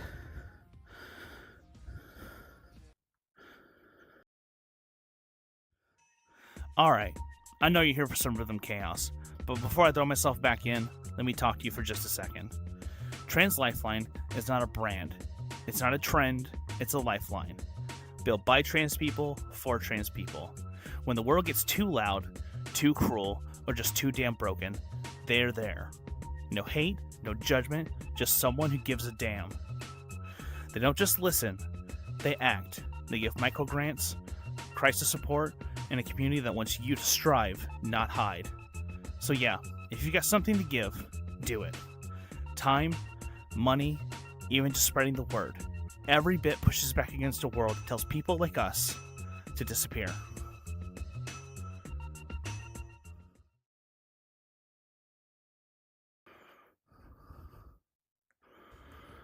Welcome back, everybody. And O'Carl, see you later. I know you can't stick around. Thank you for stopping by. Whew. Yahoo! Y'all got me sweating now a little bit. And so I more or less got into the whole defense thing. Another thing is keeping your hands up. The more your hands are up, the more you can defend your face. You'll see people fight like Floyd Mayweather. They'll just do that. This is a feasible fighting position, but again, like with kicking, you have to know what you're doing. You're not going to be Floyd Mayweather. You are not.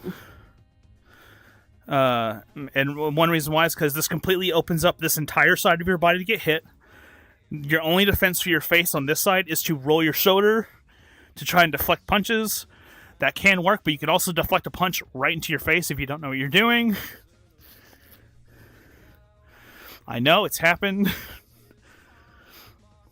And then you can also be baited to really open yourself up really wide with that fighting position. That's how I hurt my sternum. Mm-hmm. I was Oh, baited. yeah. I was baited into throwing a specific punch, and the guy cracked me right in the sternum twice. This was a professional MMA fighter, and why he fucking decided to do that to me? Only a fool foolishly fools. I will say, when he left, we sparred one last time before he left.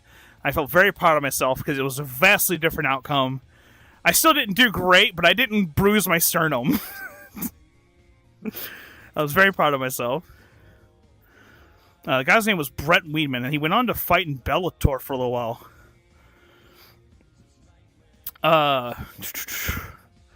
Well, I've pratttled on about boxing a fair amount, and proper punching techniques. You've given a little bit of advice on seated combat. Would you want to give more input on how you would apply Kenpo and other things that you've experienced to what we've talked about? Oh, Kenpo can't. Applying Kenpo to being seated and disabled. Most martial arts, unfortunately, are for the able-bodied. There's very little self-defense when it comes to being disabled, so it's all about taking techniques and adapting them to suit the situation that you're in. So, again, if you are in conflict and you're in a wheelchair, punch him in the nuts and get the fuck out of there. If Right. somebody tries to grab you because your wheelchair is part of yourself, you should have deterrence on your handles, if possible. Thumbtacks. Honestly, there's a myriad of 3D printable objects that you can wrap around your handles to deter people from moving you like a piece of furniture, because that's rude as fuck.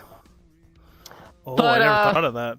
Yeah, just be aware of the situation and be ready to kick ass and get the fuck out of there. It's incapacitation. And then run.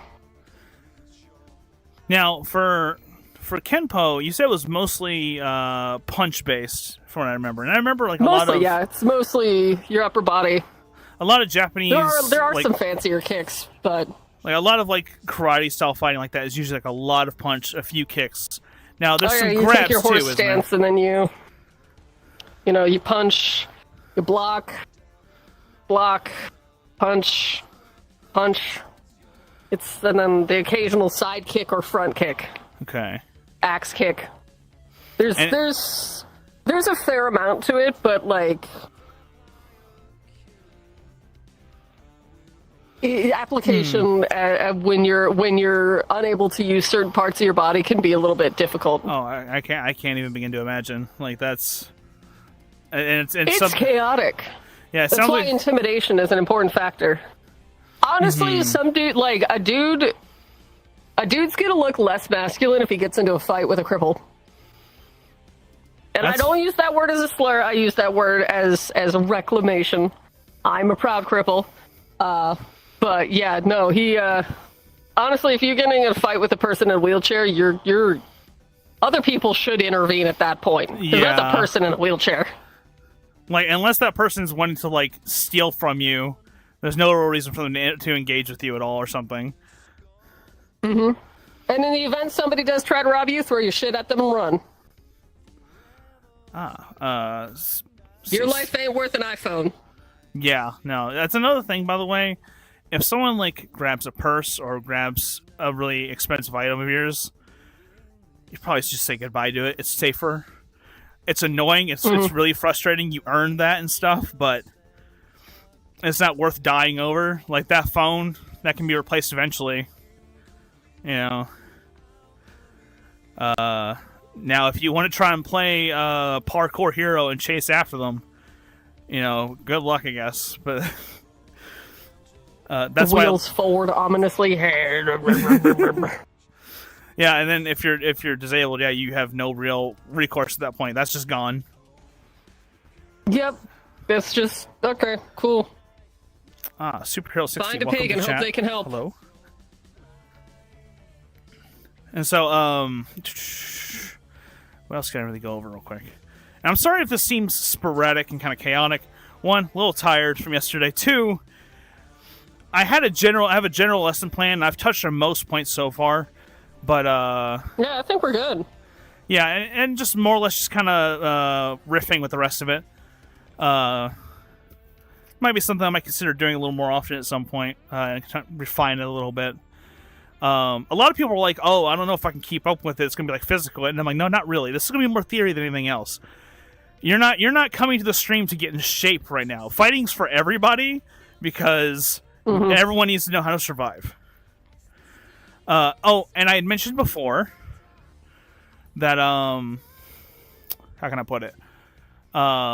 The more you weigh, the more your punching power is. That goes for most things. You know, like, if you're going against someone who weighs 100 pounds and you're 200 pounds, you can push them around way easier than they can push you around. Now, I'm not saying go around pushing people. I'm just saying if you get into a fight with them, you know, that is your advantage. You can throw your body weight and stuff.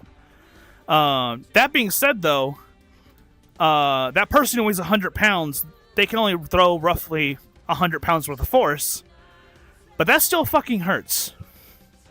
Punches hurt. Like, you Punches wouldn't like will it hurt. Fighting will hurt. It will not be pleasant. It's going to hurt.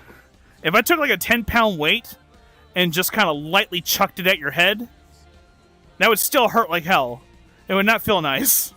It's like dropping a pan or a pot on your foot hurts a lot. Getting stepped on the foot is going to hurt more. You know, so don't underestimate someone who weighs less and looks like they are not very strong, because that doesn't really matter. If they know how to hit you correctly, they can knock you out. Oh yeah, that's a we had big a girl who was misconception. 5'2", who could literally punch out some of the bigger guys in our I used to spar with my coach's dojo. wife, That's the word. and she was like this tall, and I would have to protect my head so bad because she would just go her swinging at me. Yeah. And I'd get her with one punch that I'm throwing as light as I possibly can. I'm like holding back, but I know it still didn't feel good. Because, like, I don't want to hit you hard. I don't want to hit you hard. You're just so tiny. And she's like, I don't give a fuck. Yeah, it's like my 10% is going to be like your 50%. I'm going to be real, like.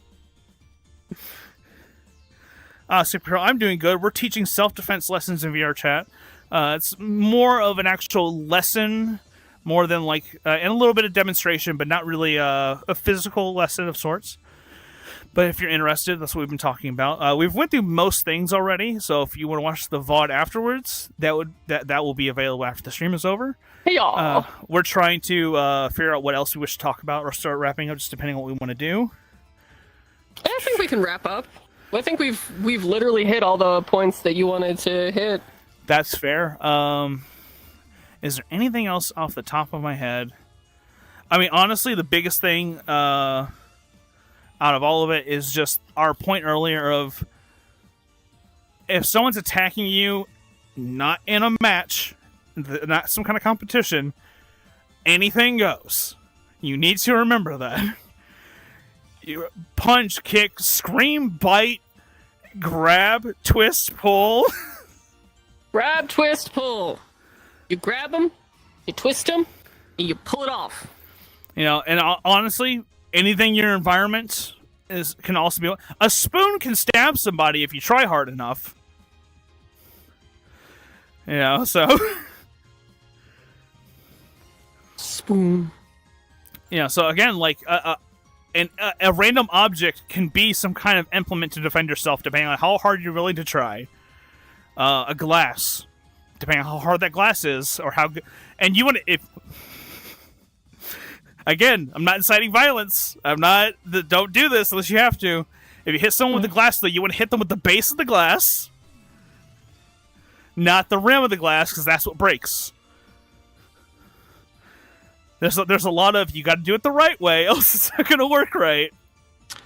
You gotta do it the right way, not the wrong. Yeah, so you need to understand the specifics of violence in order to use it against somebody who wants to use it against you. Yay, violence!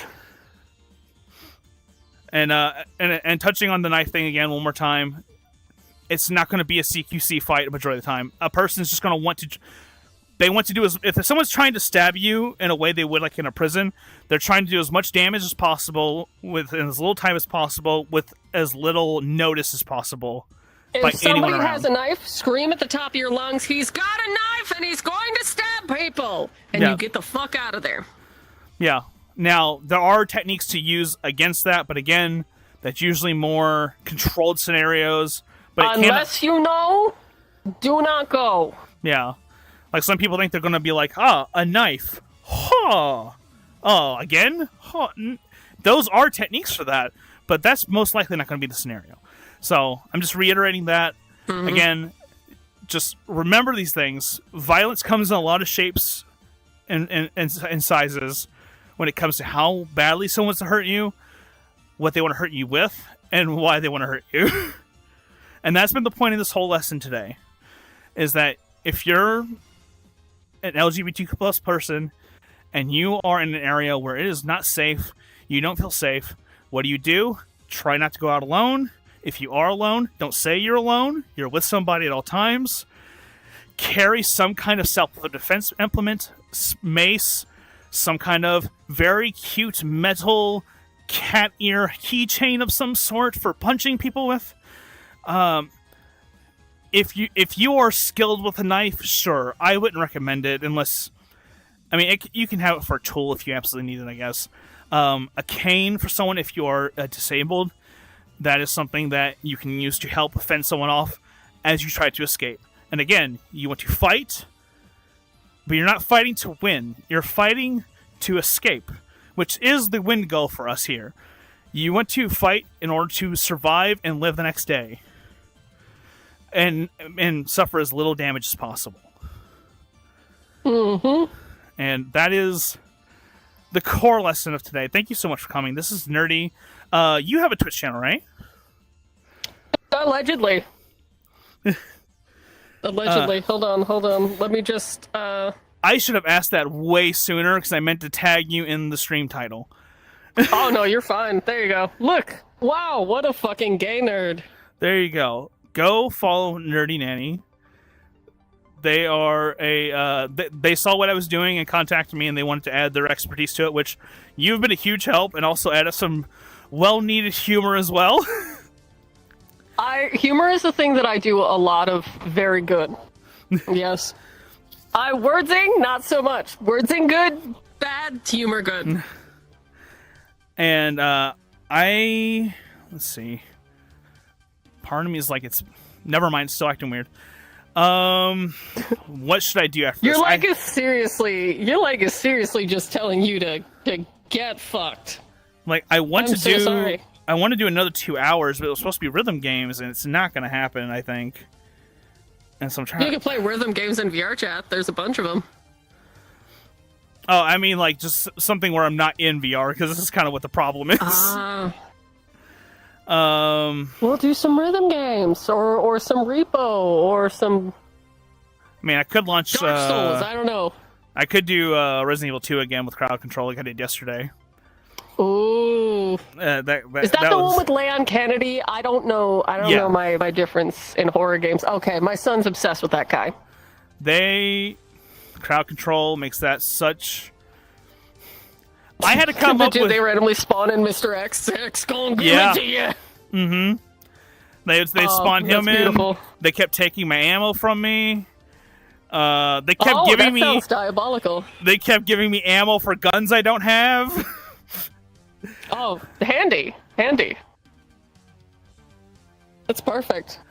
Like, what was one I of must those things? abscond into the void, but it was a pleasure.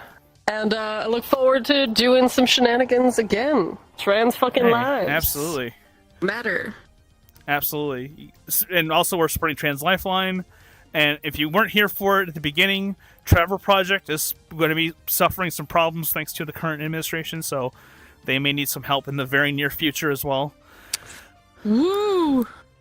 So, with that, guys, I'm going to start making my way back to my computer, I think. I'm going to take my VR gear off and maybe start Resident Evil crowd control.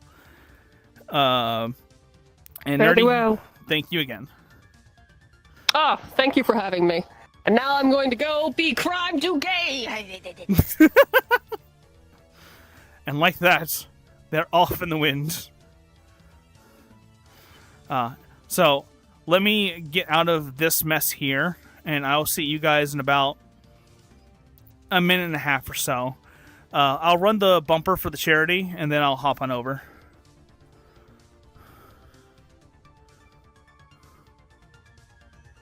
Alright, I know you're here for some rhythm chaos, but before I throw myself back in, let me talk to you for just a second. Trans Lifeline is not a brand. It's not a trend, it's a lifeline. Built by trans people, for trans people. When the world gets too loud, too cruel, or just too damn broken, they're there. No hate, no judgment, just someone who gives a damn. They don't just listen, they act. They give microgrants, crisis support, and a community that wants you to strive, not hide. So yeah, if you got something to give, do it. Time, money, even just spreading the word. Every bit pushes back against a world that tells people like us to disappear.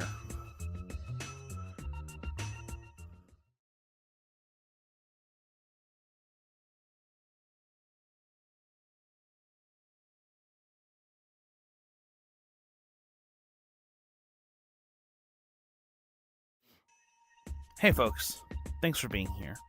I want to take a moment to talk about why we're doing this. Trans Lifeline isn't just a hotline, it's a lifeline. A support network built by trans people, for trans people. When the world gets too loud, too cruel, or just too damn heavy. They're there. No judgment, no hate, just someone who understands. And they offer more than just a voice on the line. They help people through their darkest hours and can provide microgrants, crisis support, and the power of a real, compassionate community. If you've got anything to give, your time, your money, or even just a post on social media, it all helps. Every bit fuels the fight that makes this world safer, more accepting, and worth living for everyone. So again, thanks for being here, thanks for caring. But if you want to do something worthwhile right now, hit that donation link, and let's build something better together.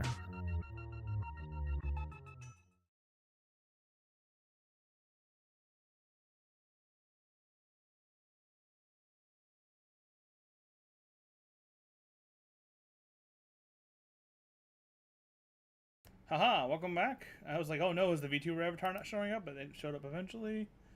So yeah, I hate to break from what I was going to do, but there was some serious tracking problems, which I actually think I may have might be my water bottle, actually? Because, it's, like, clear, but it's still, like, semi-reflective, so I think that might be the case. Let me see here.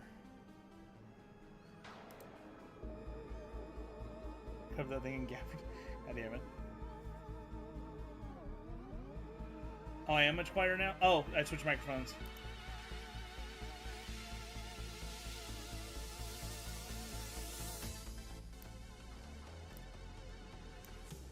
Pop, pop, pop, pop, pop, pop, pop, pop, pop, pop, pop, pop, pop, pop, pop.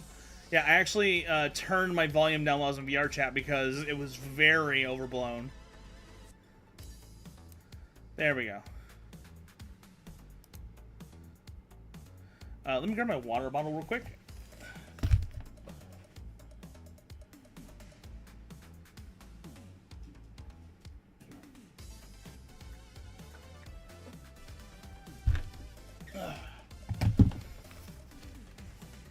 How's my voice now, by the way? And yeah, god damn, I was really wanting to do rhythm games, but then the tracking problem happened. Also, I am also realizing I'm much more tired than I thought I was. And I think I am going to try and head into work around 2 a.m. to help them out, because this will probably be the last bit of overtime available until like the holidays, so I might as well just go and do it so I can get some extra money.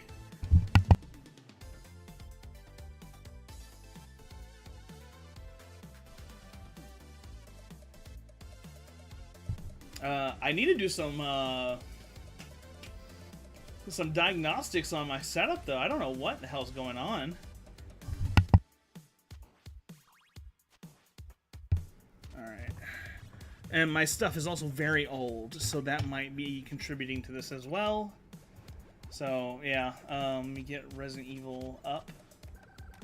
But I had it, even though you guys, I'll be real, annoyed me a lot yesterday. I did enjoy it because it was an interesting challenge. Let me update some stuff real quick.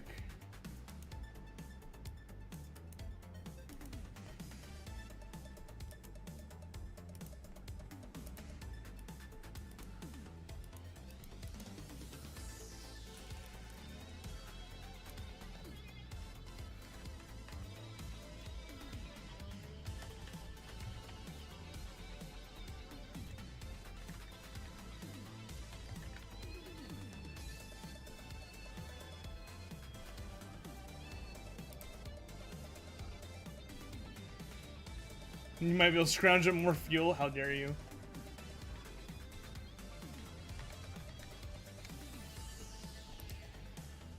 Save. We'll see if that actually worked.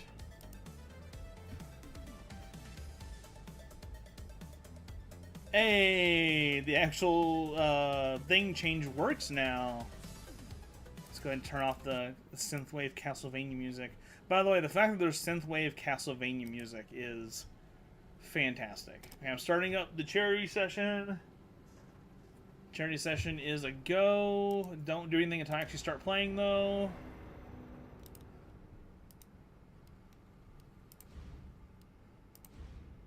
I guess continue. There we go. All right, I'm probably gonna play for about maybe 2 more hours, and then I'll probably call it a night. We are almost halfway to our goal for the charity, by the way. Our goal is $300. Whether we hit that or not is no big deal.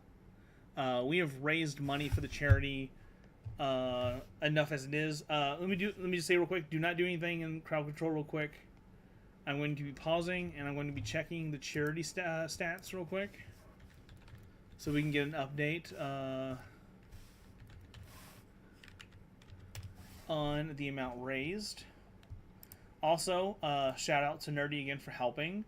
That really was a huge help, having someone there with me to. That is $150. We're halfway there, guys.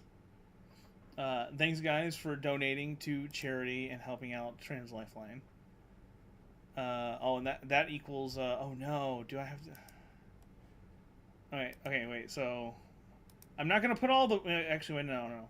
I chose Jilly because the bumper for Resident Evil is Jilly for this scene. But I'll play Jilly because that was kind of the idea, was to have 2 separate streams for each character. So we will do this. And I need a hat.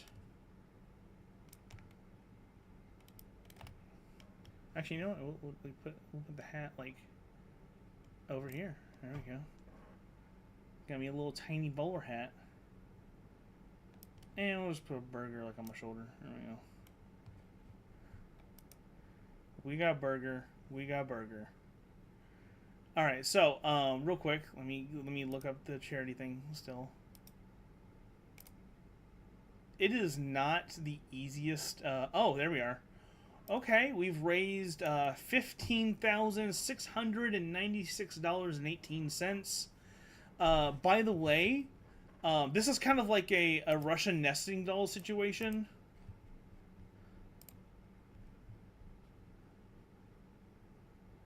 Oh, okay. Sorry, I was looking at something. It's kind of a bit of a Russian nesting doll situation when it comes to like the charities going on for this event. So we have my event, which can oh no, 1 second. There we go. We have my event, which is a part of a bigger event. My event, I think in the listing I called it Corpo Resistance just because I was going with a really heavy cyberpunk theme. But like, Existence is Resistance is the charity, and then the team campaign is also Existence is Resistance, which is encapsulating probably like another 50 people that are raising money for Trans Lifeline. So altogether, despite this, we have raised $150 out of that $15,600 that has been raised so far. But then also that amount is a part of another fundraiser total sum called Our Roots Run Deep, which is actually a fundraiser ran by Trans Lifeline for this event specifically.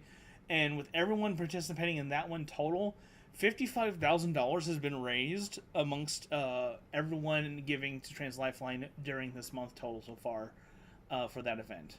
And then on top of that, this is completely separate from us. We are not affiliated with this, but VRChat has raised over $100,000 for Trans Lifeline as well. I had the conversation with Pyro the other day.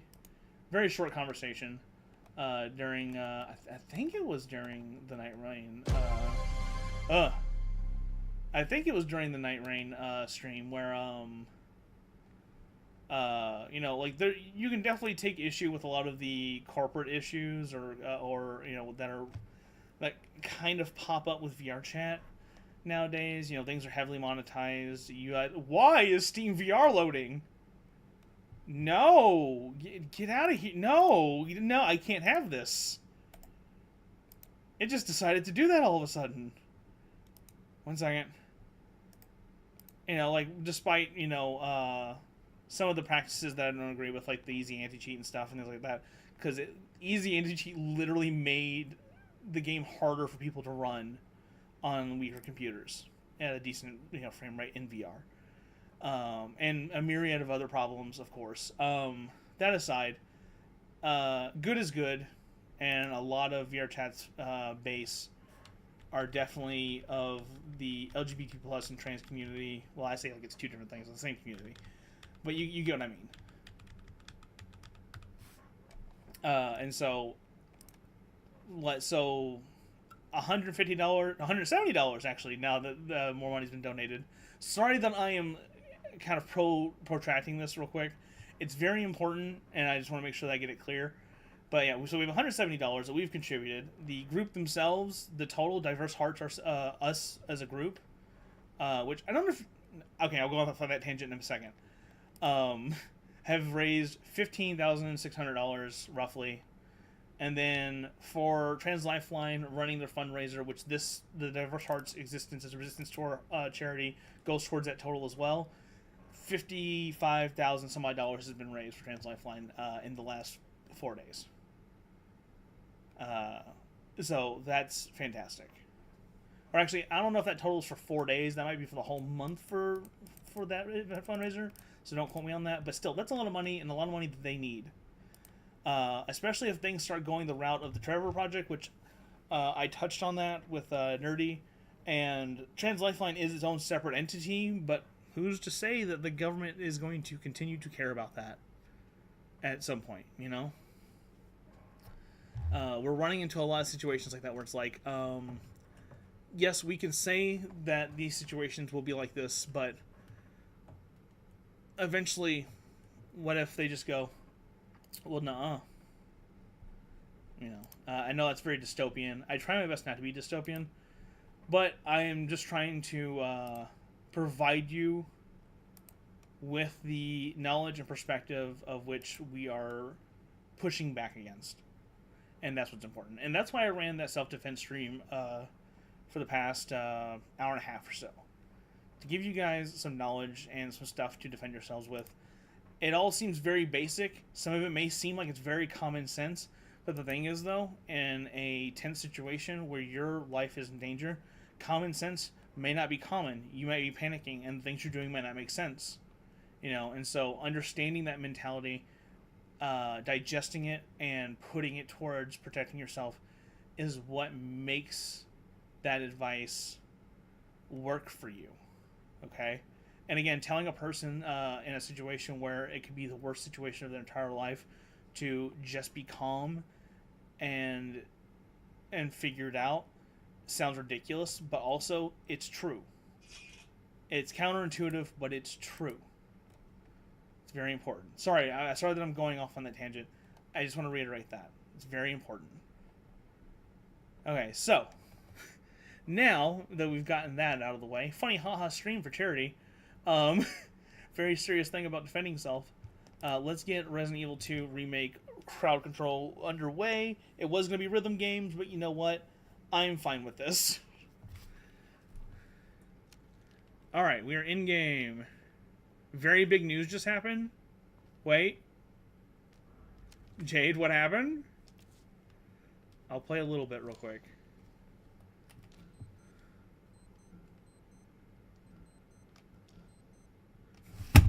Are you fucking kidding me? Are you fucking kidding me? Really? I mean, I guess I'm not surprised. I feel like I'm not actually surprised. But also, why? Why does it have to be this way? Man.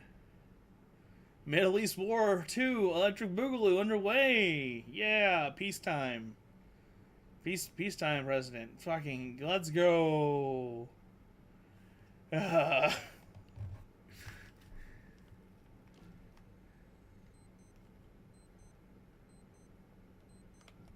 Am I stupid? Oh, wait. Oh, yes, I am. I actually am stupid. I know, Jay. Like, this stuff is... The world is awful. And I don't have to, I know I don't have to tell you, Jade, but it's also the reason why we fight. But it definitely makes life difficult.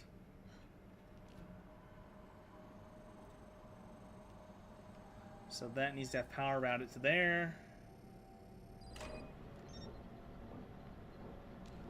You are correct, Jade. I mean, what? What do you mean? Why would you say that? Huh? What, huh?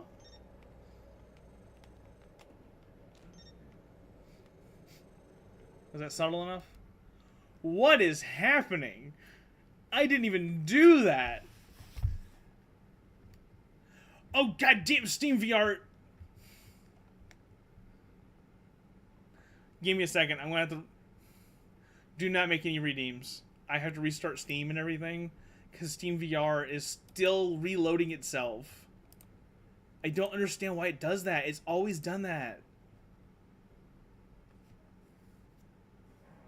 Like, literally, it just keeps, like, restarting regardless of how many times I close it, and sometimes it requires me to completely close Steam.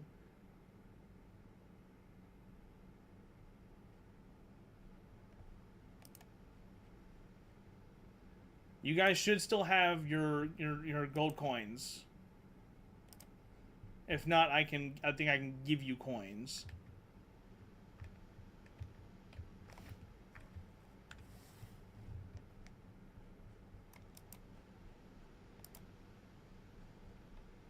But yeah, Jade, you're not too far off. I mean, it's a situation of we know better, because if we want to make a difference, we can't do it in a bad position. Man, I remember the first time I lived through a war in the Middle East. I was in fucking science class when the planes hit the towers. I'll say this. Even though I don't agree with my take back then, because it was really shitty, at least, like, the planes hitting the towers made it seem like we had a reason to do something. You know? And I'm not saying that it did, and it shouldn't have happened, but we also shouldn't have attacked. Like, it was all for nothing. But we're just doing it because now. There's no actual lie to tell about this one to justify it.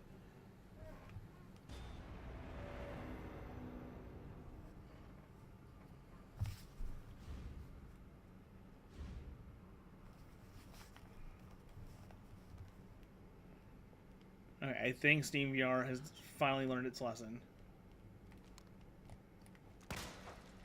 Not.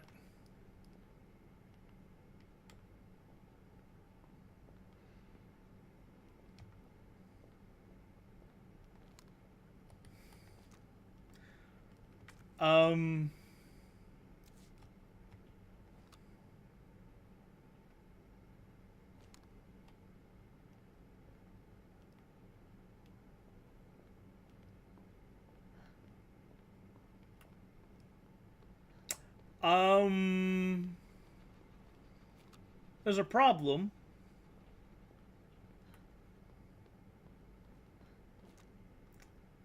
I can't activate Ada's thing.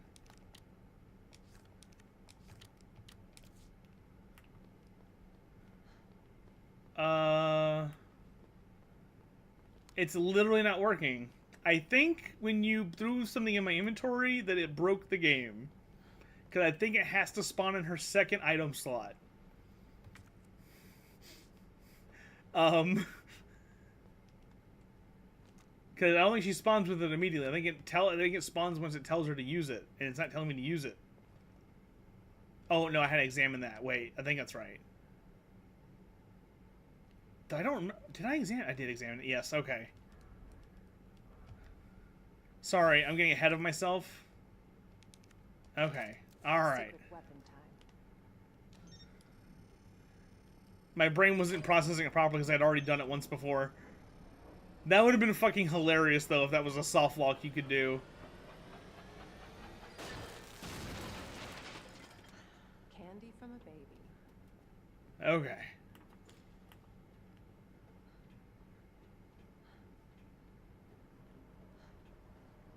Alright.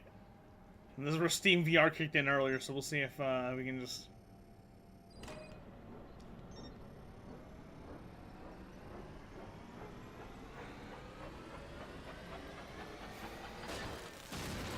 You know, Medic, that's very true. Also, you were not here for our self-defense lesson, as far as I know. How dare you? It was very informative, though.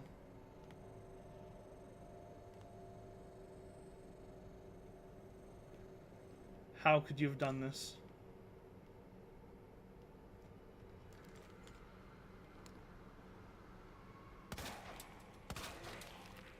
You don't get to have a leg.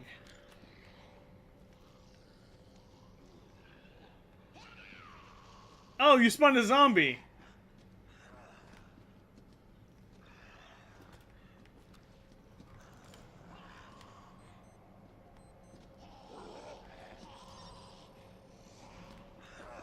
Wait, I can just go through there now.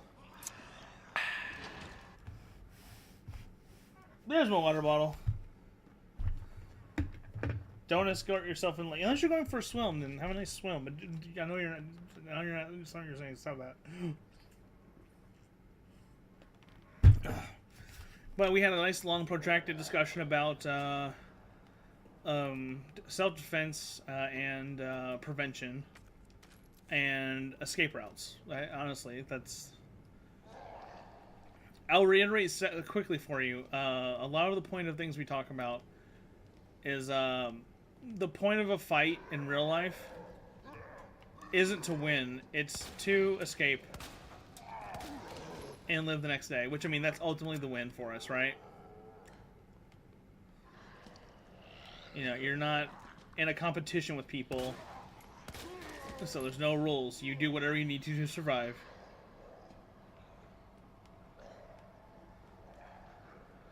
This was supposed to be more rhythm games, by the way, which I was kind of looking forward to, but also I'm tired.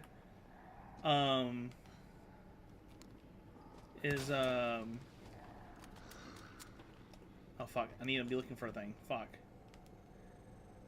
Oh, fuck.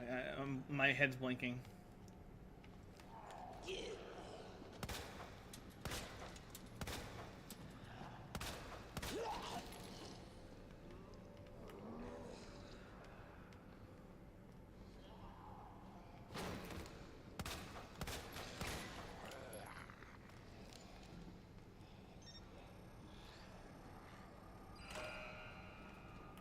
But my tracking was acting weird. I need to mess with my setup some more to see what's going on with that. It was acting funky.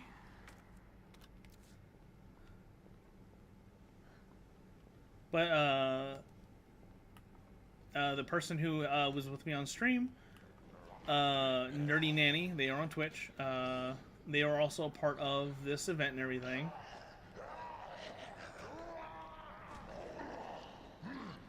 Oh god! No! Eat that! There you go. You can have that. That's good for you.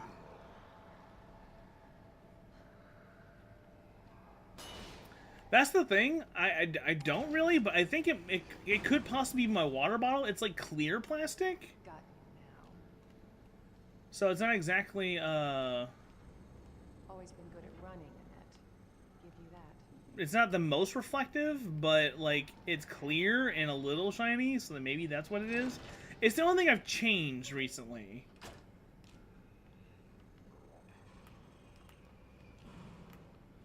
I know who's coming. Persistent bastard, aren't you?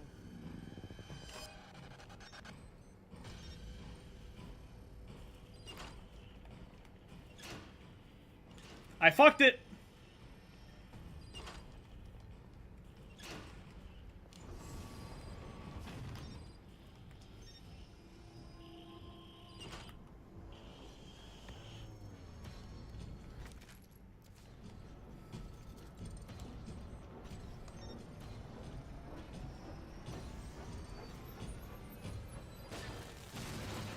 Oh god.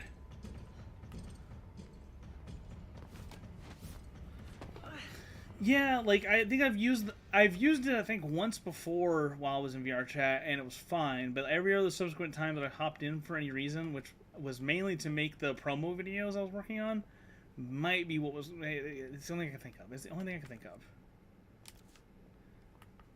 Also we're at $170 for charity. That's exciting.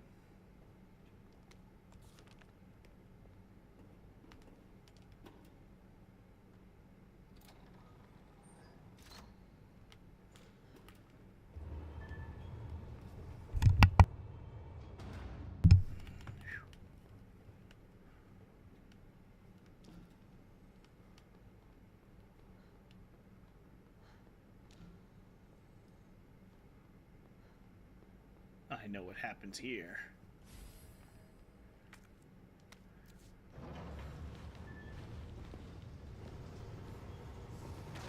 Also, Medic, I think you are eligible for free coins. Gonna burn me alive now.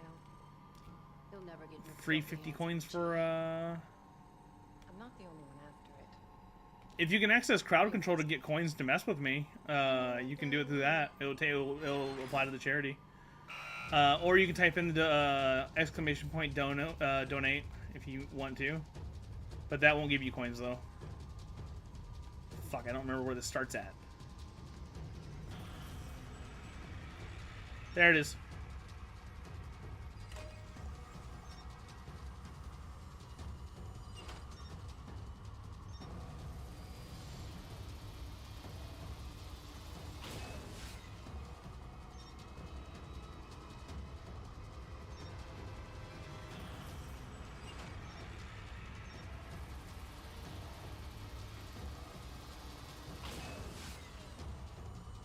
Not that, not that, not that.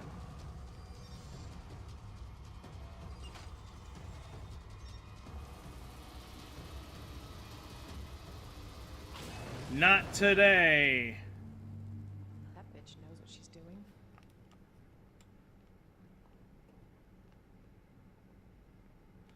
Yeah, most of the money donated has been through crowd control this charity stream, which I think is actually the opposite of how it happened last time.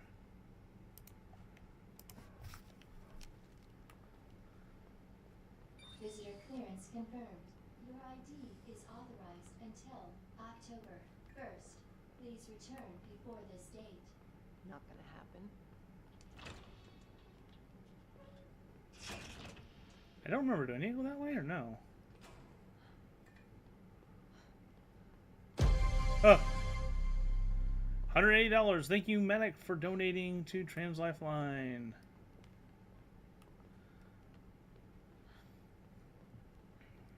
I want to reiterate to everyone, I know I've said it a few times now, but since we have someone new here, it is important.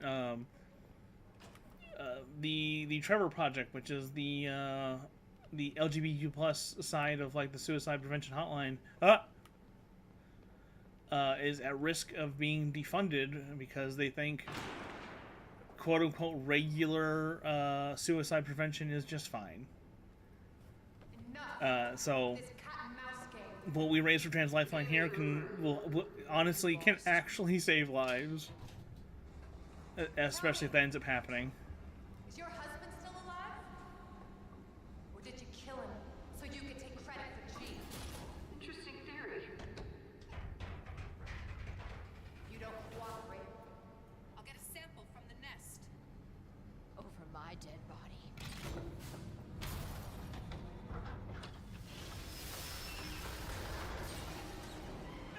Ada, Ada.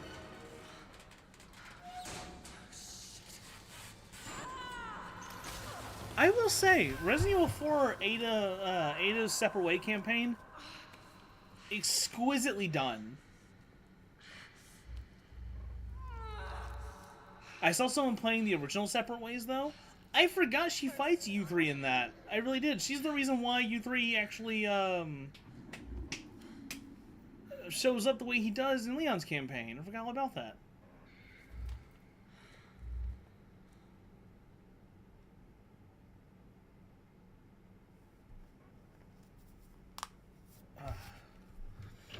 I'm glad I've memorized that segment so well, except for where I fucked up opening the door. But at least Mr. X never grabbed me. I usually fuck up and have to deal with him for longer than I intend.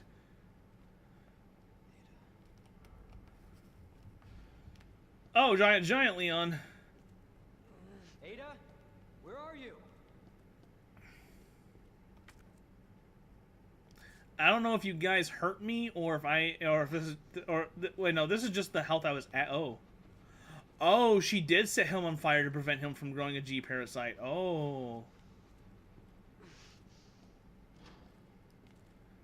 All right. Giant. Oh, elevator. Okay. The fucking. I'm very happy that they've made it to where this works with the Resident Evil 2, but also the weird shit you can do in this is hilarious.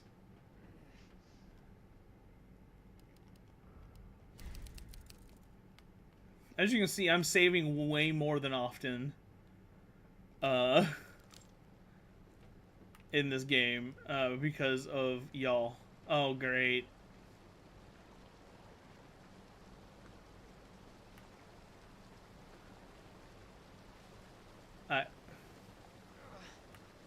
I go here, don't I? Yeah. Into the... Wait. Oh. Into the sewage.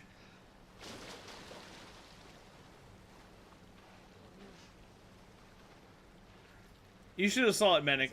Yesterday, it took me 30 minutes to get past the intro sequence. It was...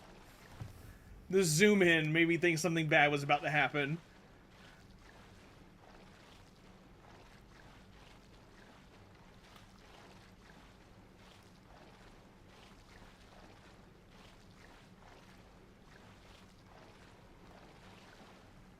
I know what appears down here eventually, so I'm very paranoid. Oh, you're back from ad. Yeah, Medic... It took me a solid 30 minutes to get through the intro sequence yesterday of this game.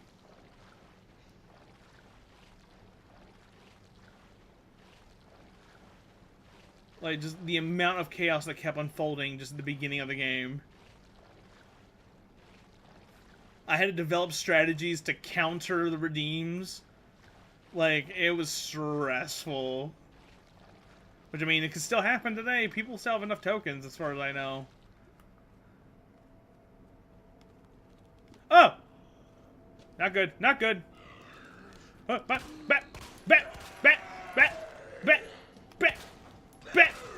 No! I cannot take a single hit!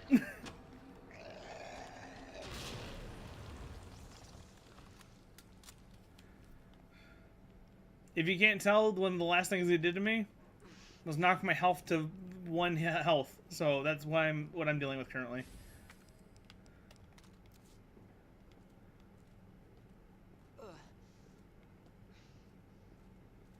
That was after I fought that was right before I fought a giant alligator, so I could not take a single hit. Which I don't know if you can take any hits against the alligator. I think he just eats you. Oh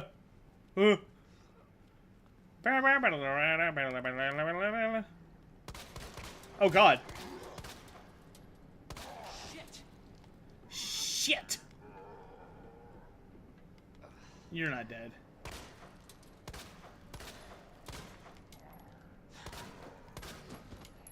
Lose that leg. There we go.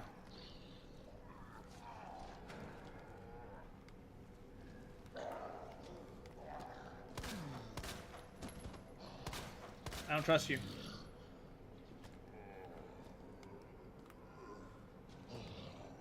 Oh, he's big! Oh, Christ! Oh, they're all big!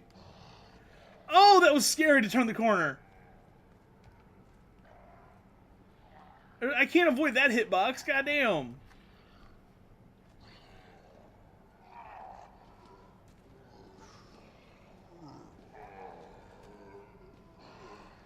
That was genuinely terrifying.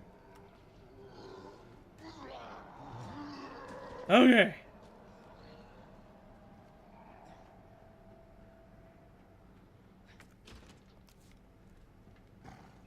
Really? We're doing the dogs? Okay.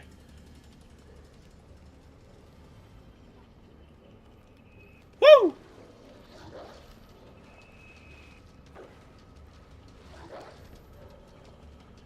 God damn it, my elbow's blocking my view. What the? Wait, is that the Light Hawk? No, okay.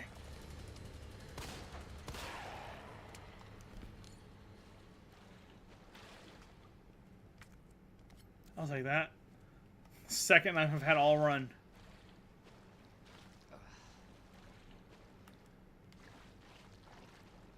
Can I go through here? No, I cannot.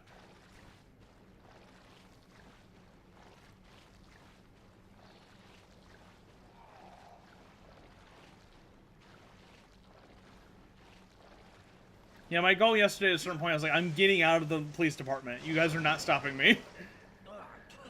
Shit. Literal shit, yes.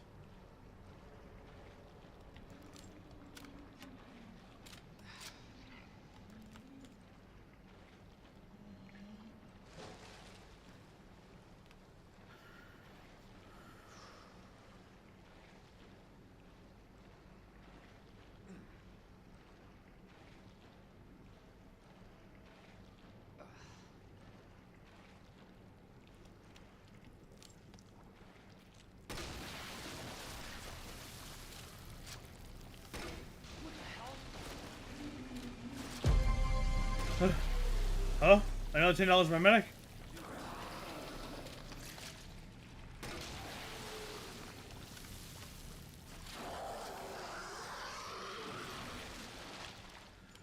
Oh my goodness. Thank you, medic. That's $190. Hell yeah, guys.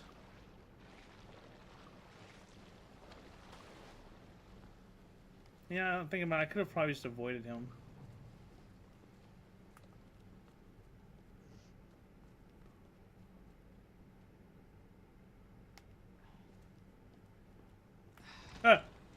God damn it, with the jump scare speed up.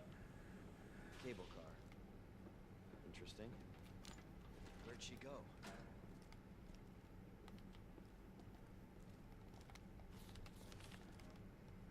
Oh, it's genuinely jarring. It's scarier than most of the other redeems. I do not remember what this is. I think it starts with a Z though. An R and a Z. An R. R, famously known as a Z.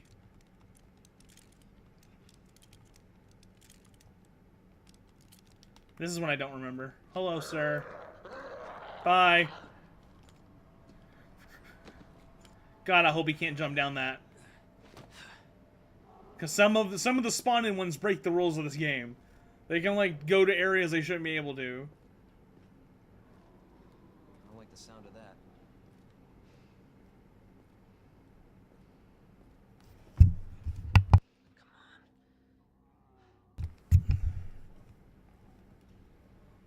Ada.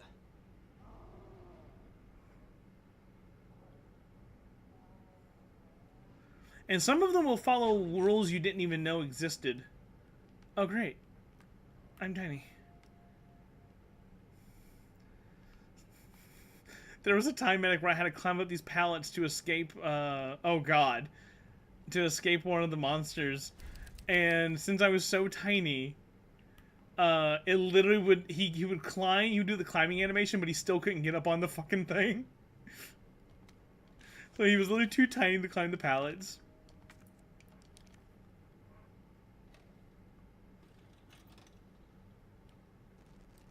So let's get that. I already know what it is. Virus. I'll bet those rats spread it. Okay, this is the more this is the more annoying version of this puzzle.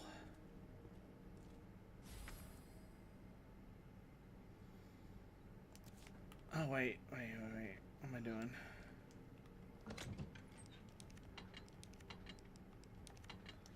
There we go. There's two variations of this puzzle, and one variation in normal mode is more explicit as to where things go, and then this one stuff is just like 2 hints are missing, basically.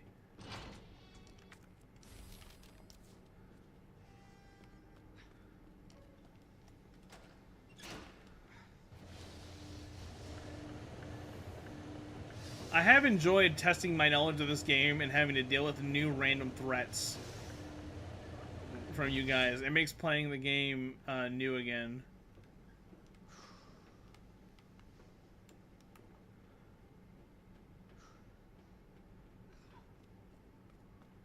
Oh, I do have. Oh shit.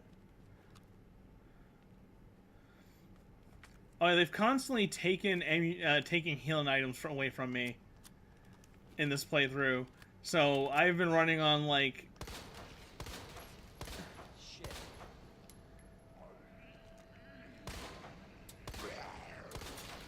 I've been having to rely on taking as little damage as possible and fighting things. Oh my god, why? Fuck, I missed. I'm glad I saved. Though I don't have those hand grenades anymore.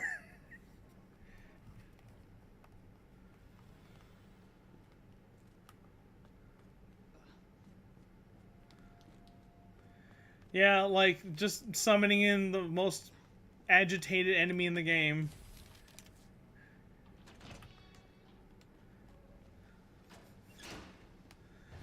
There's only, like, 3 other enemies that are more annoying to deal with like that all of a sudden.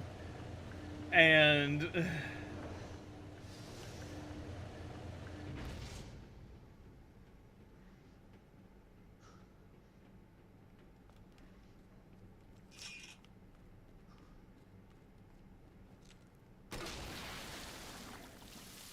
I mean, I get, like, basically if I save the game, you don't have legs. What are you doing? If I save the game and then they do something to me, anything I've lost, like if they take anything from me, I get whatever that was back at the save point, because it actually saves that. But if you guys give me something, I lose that pretty much. Oh, well, maybe. Did you just give us to me? Am I crazy? Maybe not?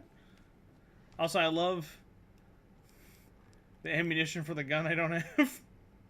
Did you guys take shotgun ammo away from me, or did I do that? No, I did that because I loaded a gun. I think that's what it was. So okay, so I guess I had a hand grenade? I don't... Dude, I'm in such an abusive relationship with y'all right now. I don't know what y'all have done and what you aren't doing. Like, I was so paranoid by the end of last night, people were like, yeah, we're not even doing anything. I'm like, yeah, that's the problem. I don't know when you are going to do something, so I'm scared. ID wristband required for cable car entry. I'll be like, I have a plan for this. Summons in horrible monster. Well, at least I have a weapon for this. Takes my ammunition away. This was a pattern for a while at one point.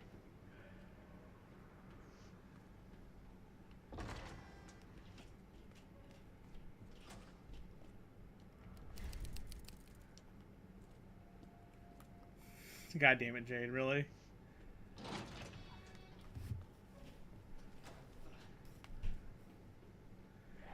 And the horrible thing about that is like, I'm just gonna die. I'll be real. It's pretty much what's gonna end up happening.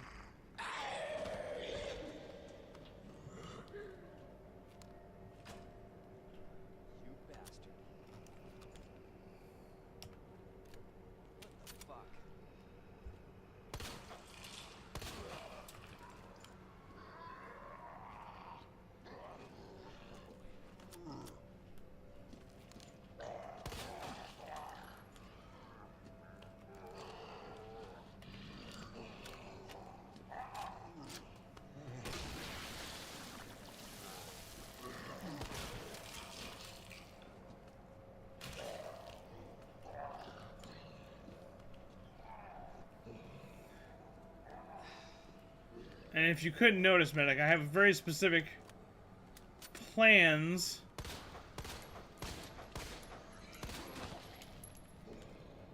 of when I have to do certain things because of all this bullshit. I'll have to save that.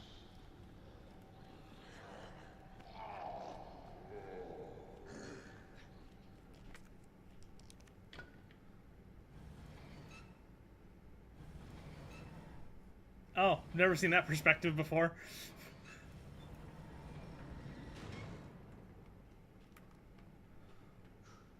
Wait, can I? Fuck, I have too many things in my hands. You know what? I hate to do it, but I need that.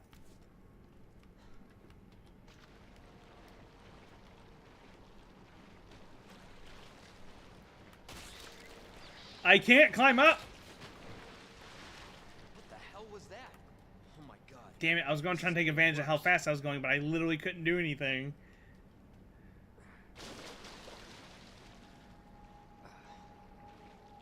Oh, now I'm zoomed in. Great.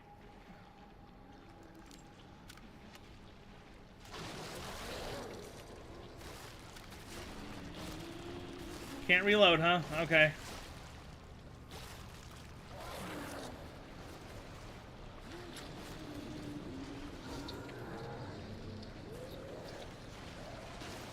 Well, this is unfortunate.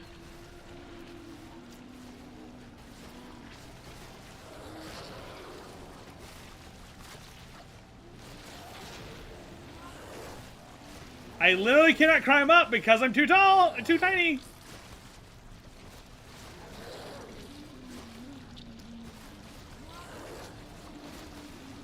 I don't know what's happening.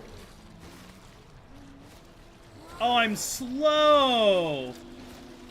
The reason why they couldn't kill me is because of the iframes. So I kept climbing. Because it adds more iframes when I'm,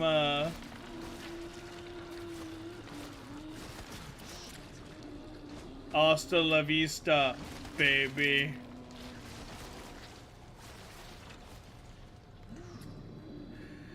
That oddly worked in my favor, but it was still stressful.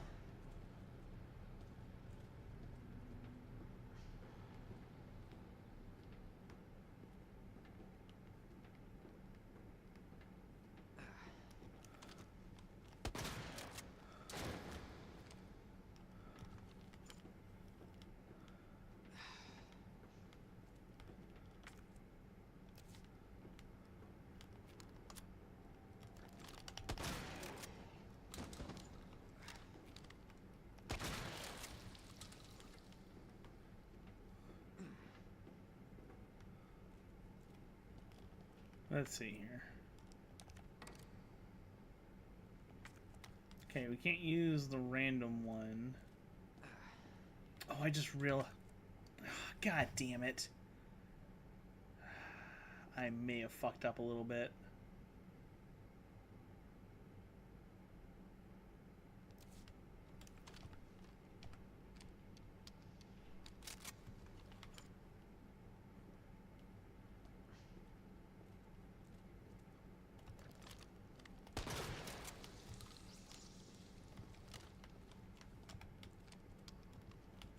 Okay.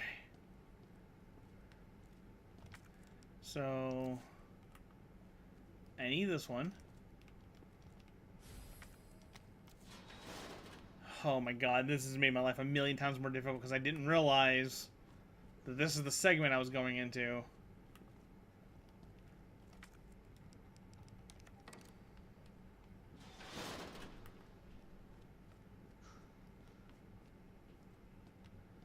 Okay.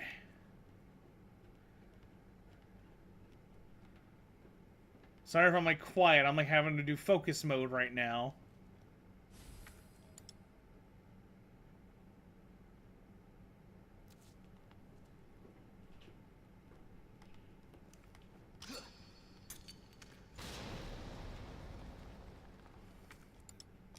You son of a bitch! Stop it!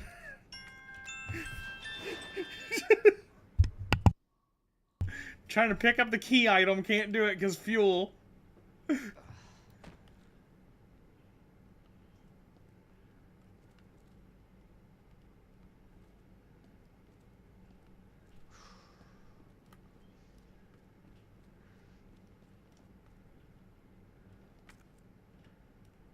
See.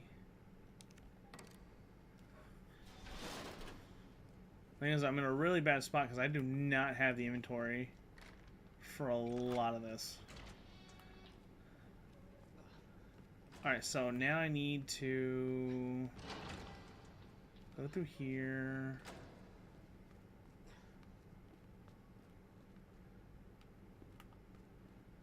And then I think I can take this.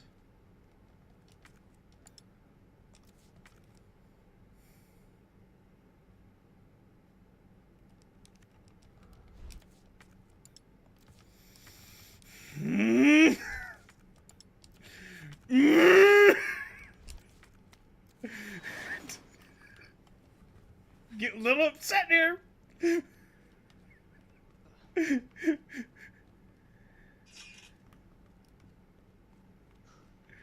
Oh god, I can't remember how this fucking works. This puzzle drives me crazy because I have trouble remembering how to fucking do it every time. Let's see. Fuck. I'll be real. I'm discarding that. I don't know how you can do that fast. Like, what the fuck?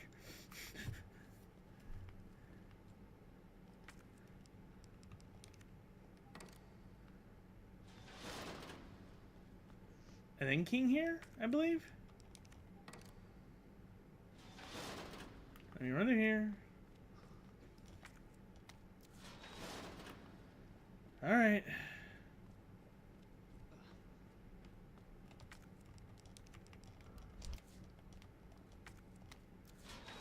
Alright, that's all of them, I think. Sadly, I have to leave that weapon because I don't have the space for it because I kind of fucked up and brought a pawn with me for no reason. Didn't really have to do that.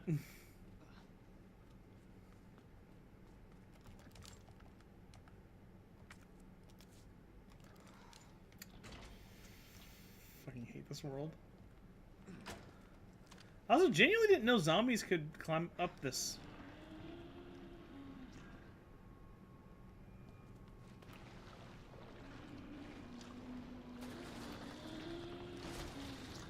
Why do you do this to me?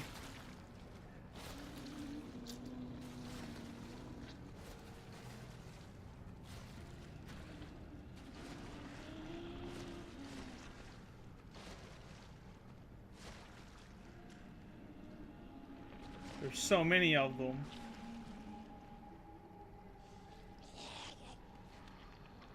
I can't even get off the ledge. There's something about being tiny and fast and slow, like, makes it impossible for me to, like, do things. I'm literally just stuck waiting. There we go.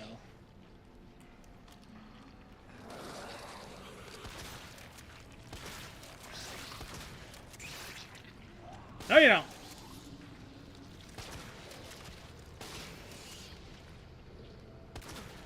Big hand.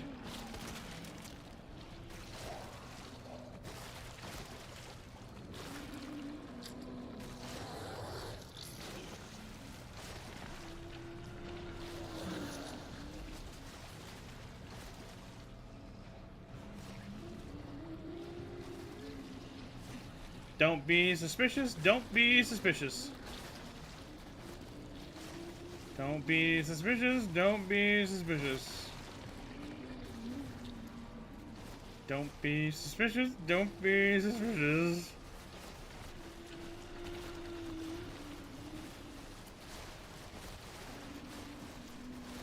Take advantage of the iframes. Take advantage of the iframes. Just keep doing it. Keep going up. Keep going up. Keep going up. Keep going up. Keep going up. Confuse the hell out of the CPU. Confuse the hell out of the CPU. There we go.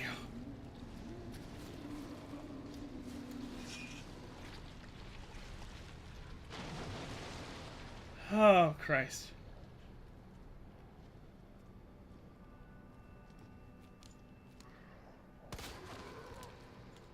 been revoked. Oh! Game? Uh-oh.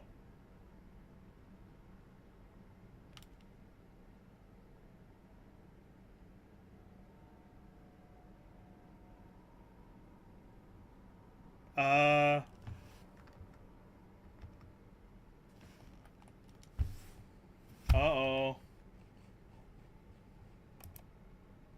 Well, I guess you didn't even worry about causing me to die. Game just fucking crashed, I guess. It is stuck at this screen. Well, dumb.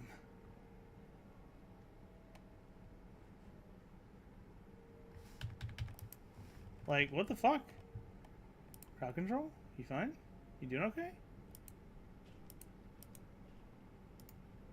Well, all that was for naught.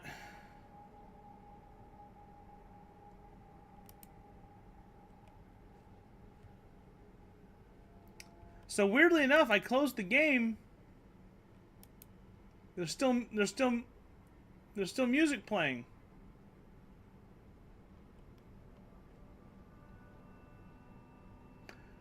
Don't know what's caused this at all. End session? It's fine. It was amazing, I guess. Game crashed?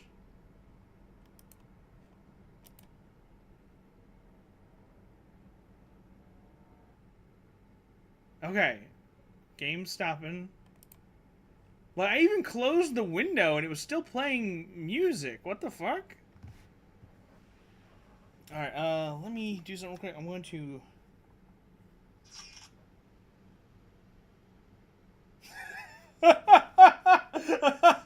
My boss messaged me, he goes, please tell me you're coming in it too.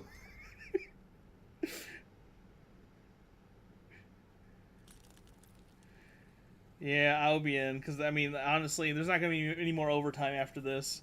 So, I probably got about another hour. That'll be...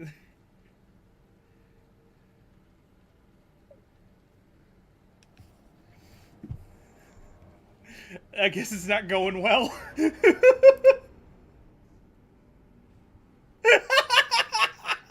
Oh, man, I really should have. Oh, shit.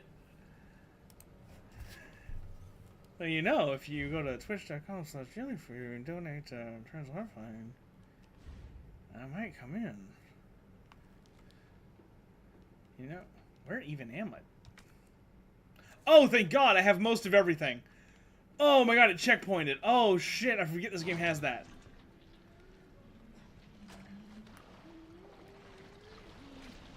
Honestly, I'm gonna have a harder time, I think, getting out of this than when I did just a minute ago. Oh shit, it's not on? Fuck. I don't think I turned it on. Yeah, I didn't turn the charity session back on, sorry.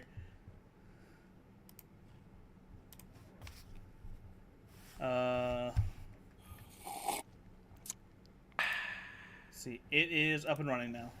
And that was a hydrate. Like, as much tired as I am, I'm much tired of working so much. The overtime has been really good, and I've really been. Oh God, fuck! Woo! There's still gonna be one. There's still a fucking G thing. Nope, nope, nope. I don't have anything to protect myself.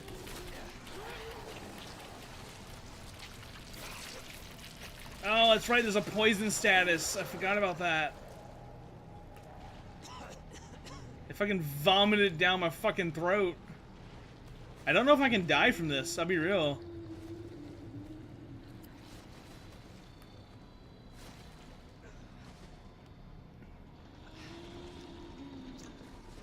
Oh, he stops and coughs.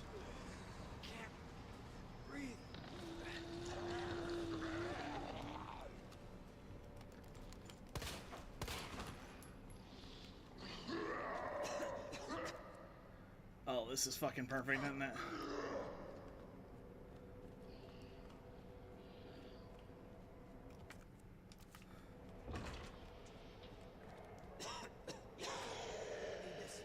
Toxin out.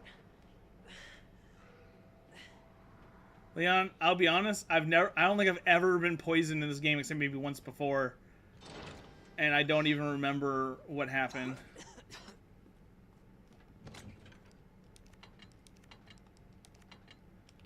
Alright. I have one chance.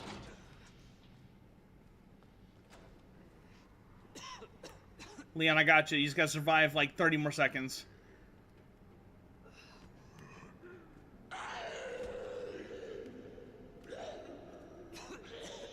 Come on, Leon. Hold on. Hold on, Leon. Oh, okay. You already got me covered on that. Here's the thing, though. Blue herbs can't be used by themselves.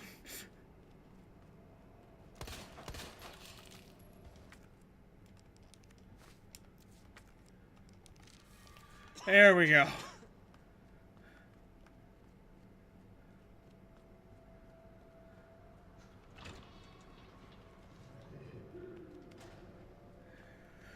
Whew! I don't know if he could have died from that, I'll be honest. I've never been in that situation before. Yeah, I literally remembered that green herb was there for later in case I needed it, because I couldn't put it in my inventory because you guys fucking take shit away from me.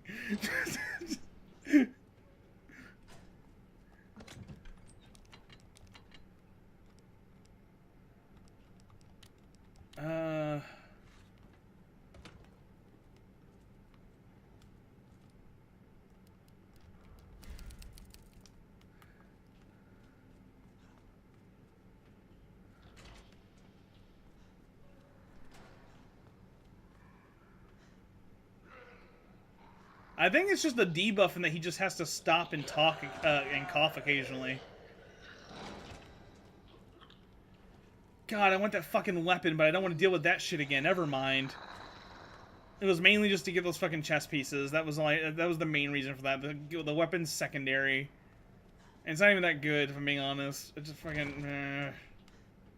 Hate that I had to give it up though, but I'm just not dealing with that again.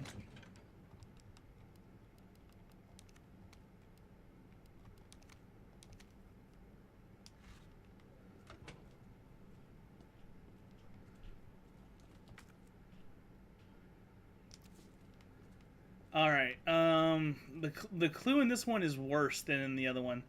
The rook's next to the knight, but not facing the queen. The king ain't next to the queen, but facing the knight. Right at the end, and the knight ain't where the marking says.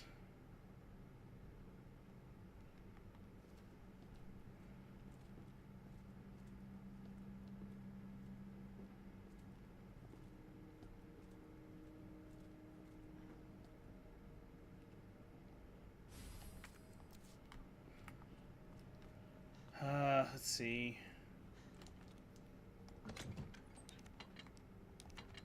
We gotta do this just so I can get through this. I hate this puzzle. Did you really just fucking give me that? Fucking Ada's weapon? The fucking the EMF thing that does nothing, but it would be, by the way, it would be amazing if there was something here to see with this. That would be amazing.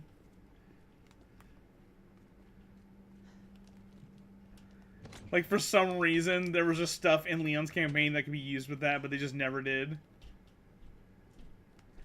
So let's see. The knight is right at the end, but it is not where the knight says. So if we're saying actually right at the end, it would be that. But it doesn't say that the pawn isn't where it's supposed to go. Oh, but it does say the king is is across from the knight, but the knight is at the end.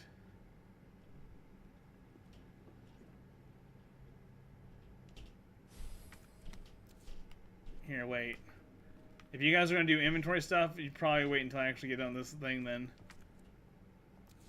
Wait, am I missing one? Wait, what? Fuck, I forgot the rook. I forgot the fucking rook.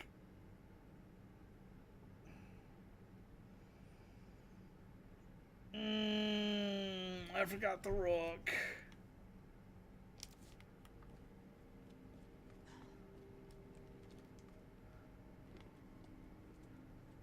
I gotta go back and get the rook piece.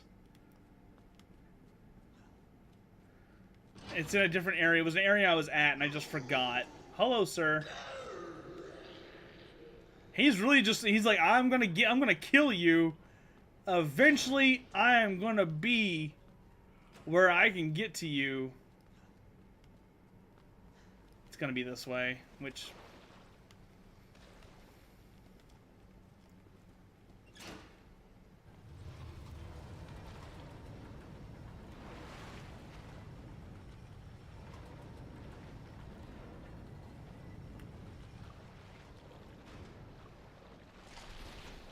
I just gotta ignore this.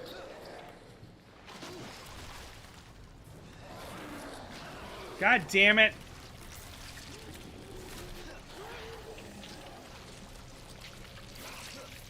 I didn't know it could actually bump into me.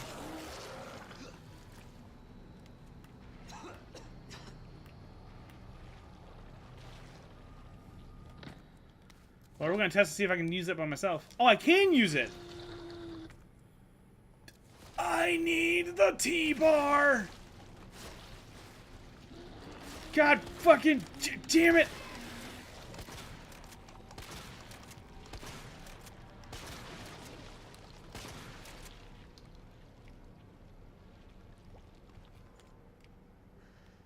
I forgot that I dropped all my ammunition in the fucking thing.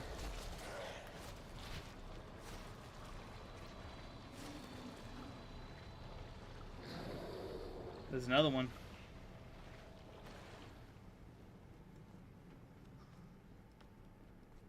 Yeah, I know in Resident Evil 1 and 2, the classic versions, and you couldn't do that. The blue always had to be combined with red and green. Or red or green. No, red and green, or red and blue, or green and blue.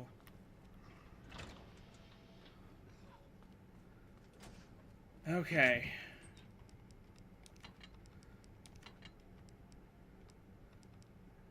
We're just gonna...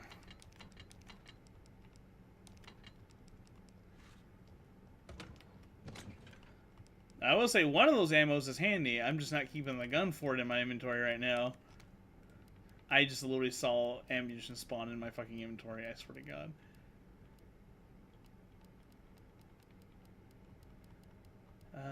Boom. We'll take that out.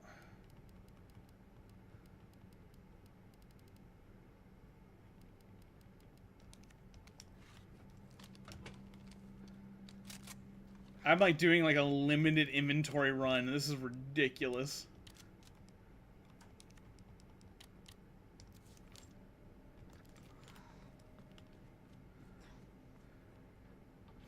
Like, the only way to reduce the harm you guys do to me is to have as little things on me as possible.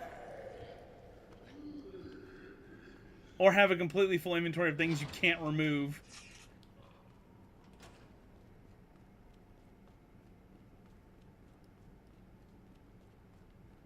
I guess he's actually dead, okay.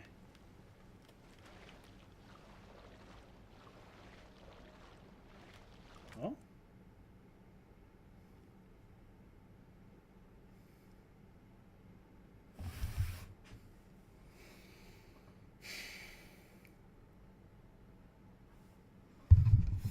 You think you're fucking funny, huh? Give me ink ribbons? Give me ink ribbons in standard mode?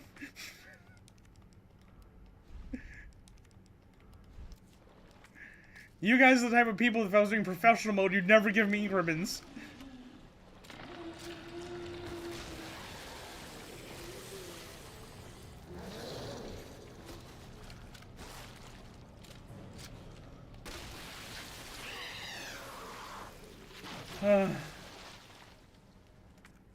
I'm so glad I decided not to do this in professional mode, by the way. It crossed my mind. I was like, when I did professional mode the one time on stream, well, I guess not one time, that entire playthrough,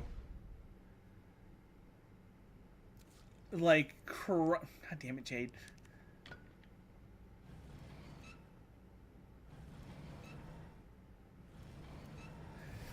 Yeah, that one time, though, it was so stressful all the time. Like, this is stressful, but it's not the same level of stressful. Like, that was a whole... That was generational trauma stressful, I'll be real. Like, every time I loaded up stream, by the end of it, I was just barely alive, limping along every time. Oh, fuck yeah. God, that helps so much.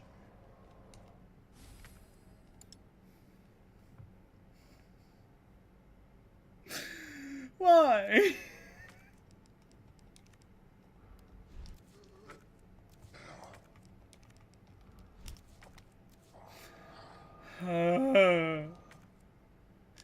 You're all so mean to me. Okay. Okay. Just stop. Just stop. Stop. Stop.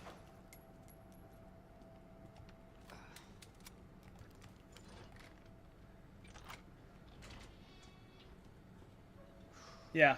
I forgot this.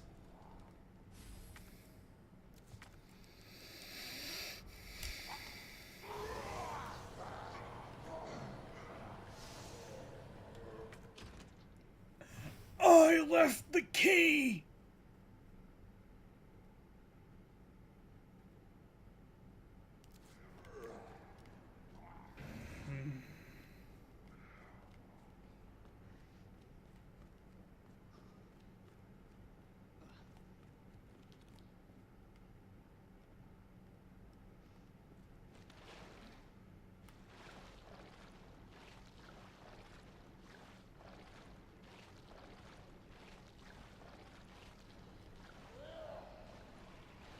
Oh shit, zombies?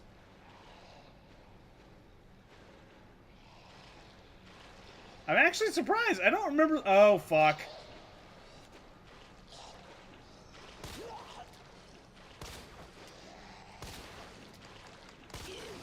Drown.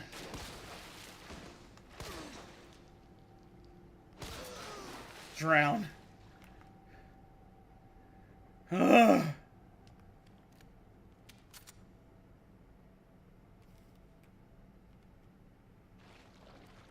I thought I'd be able to actually go back this way, but nope, gotta go the other way.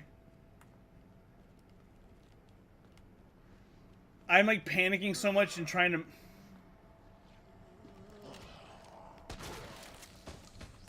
Tell me your shit.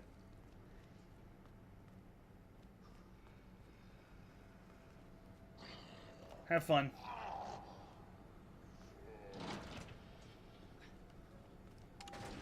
I just want to point out how done with that guy's shit I was. I literally saw him inhale, pulled out shotgun, blast his head off. I was like, I'm done with this.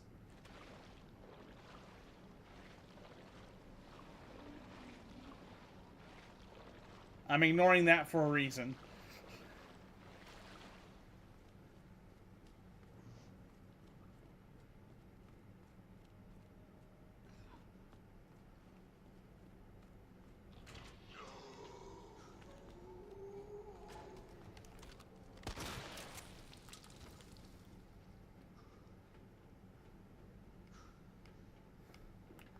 I mean, honestly, I'm really set for life because I got like 30 flame rounds for the grenade launcher.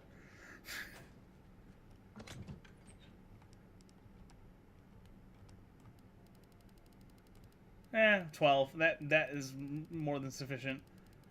But, let me see. Did I actually save any of the fuel? I might not have saved any of the fuel, by the way. I think I've discarded every bit of fuel you guys have given me. No. Oh, no, actually. I got 95. I think that's one... Yeah, that's one barrel. That's one full tank, though, almost. It only gives me 5 fuel, I think, every time you give me some.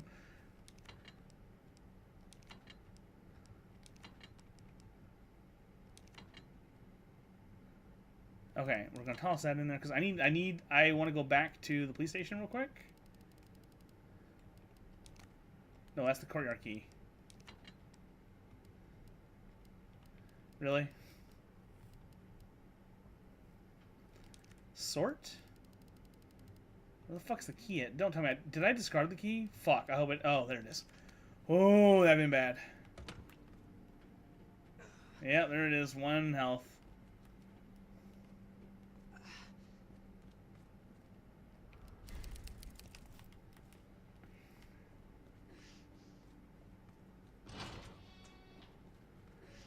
Alright, hobbling along.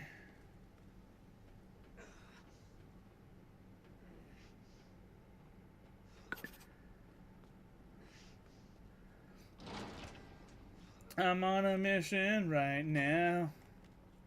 I'm on a mission right now. Ecky sight, ecky sight.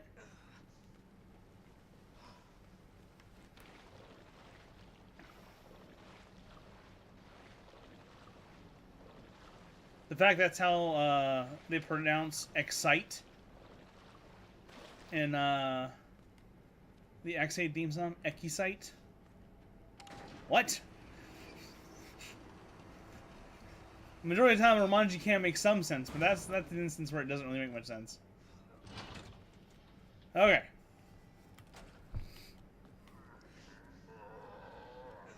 I've been back here 2 other times.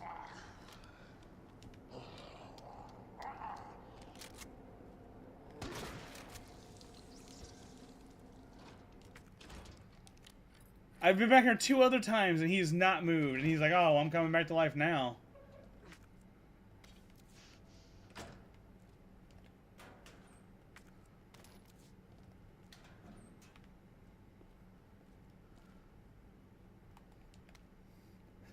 Look at this! This fire's bigger than me! Oh no, can I actually move this with Tiny Leon? Oh, wait. Can I finagle it? There it is. Look how strong our boy is!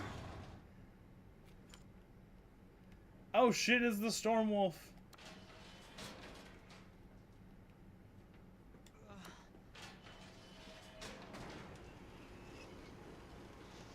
What is this?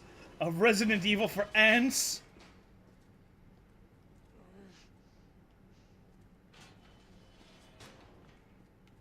Oh, what's that? Hell yeah.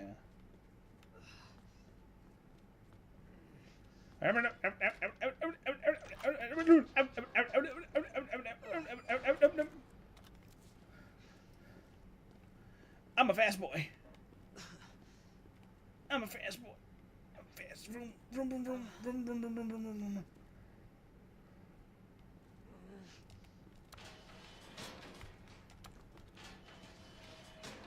I wish the elevator moved at the same speed as Leon being in it.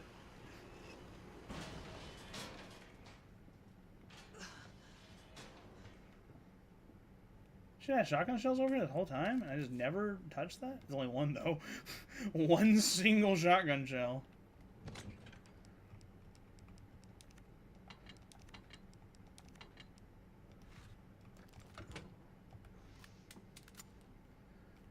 Alright, so I did all this for a reason. There's one more secret in the police department that the fuck is that used for? It still has one more use to it? What?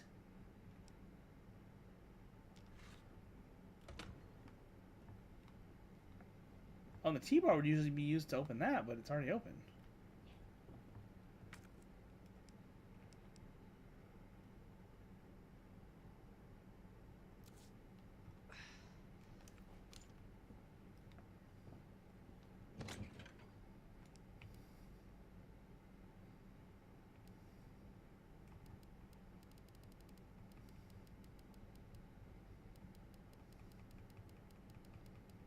I'm thinking of things.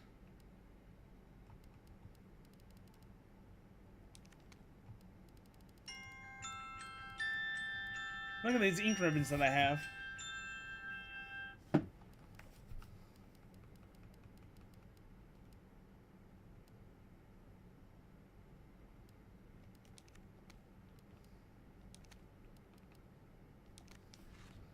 This is the stuff I need for this little expedition I'm going on.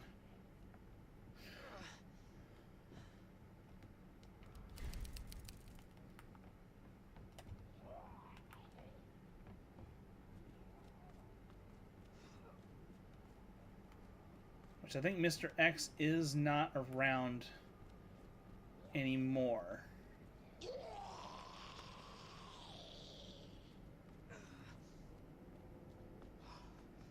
Where do I need to go, though, for this to make sense?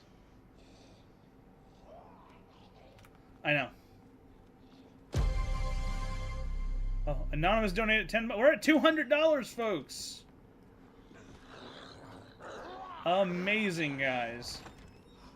How would you rate the ink ribbon delivery surface? So prompt that it almost seems necessary, unnecessary, but you know, I can't speak bad of a good service. Of a, you know, like, well, that's fun. I didn't know it could even walk on ground.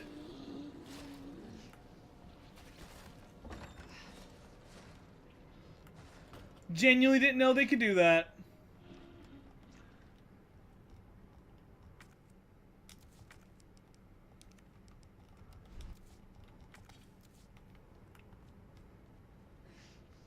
Learning so much about this game.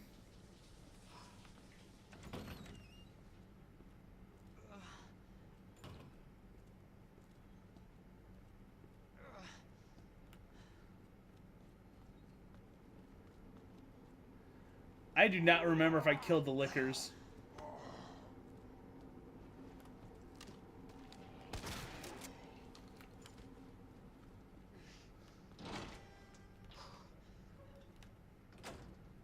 Where the fuck is the light? Oh, there it is.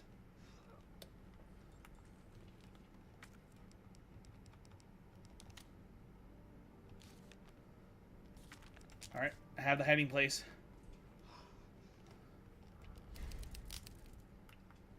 So there is like one more thing you can upgrade in this game.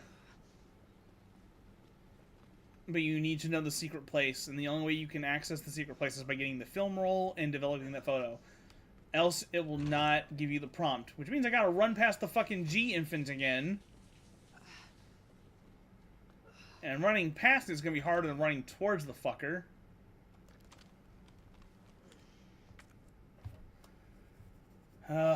Wait.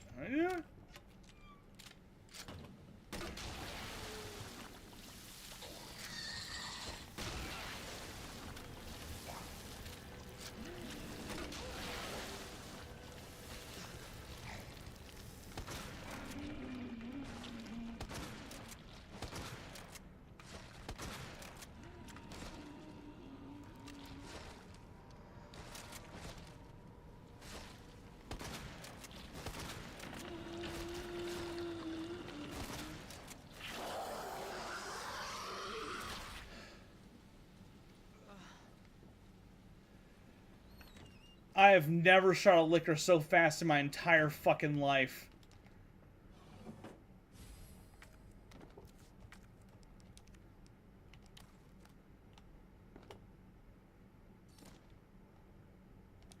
Red dot sight for the lightning hawk.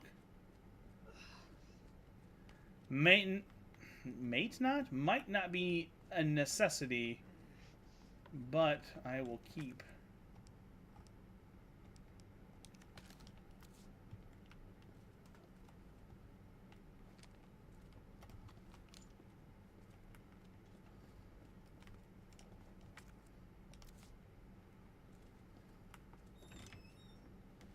Okay. I can use some wooden boards. Oh, that's appreciated. I really appreciate it. I'm going the wrong way. I need to go the other way. I wasn't certain I was going to be able to kill that fucker, though. I thought I had like one more shotgun round left. Phone ringing. Phone ringing. My alarm.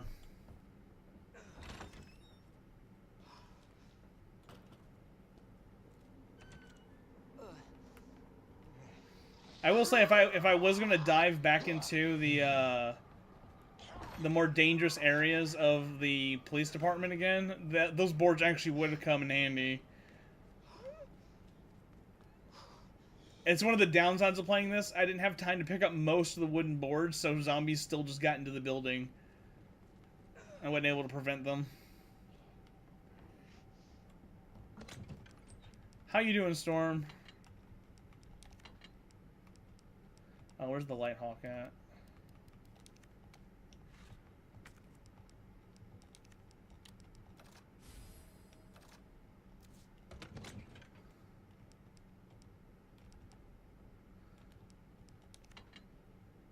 Oh, nice. Alright, so all that is good.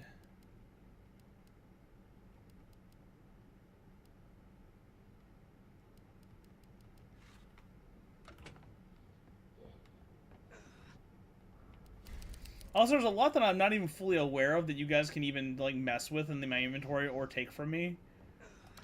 And so, like, I'm just taking guesses at strategies to try and prevent you guys from doing shit. I don't even know if I'm even doing it right. Oh, wait. I want to say it now. Don't do anything. I'm going to... I gotta add a hat and a burger because I forgot to do that. Oh, and I actually owe, 2 stories? Now think about it?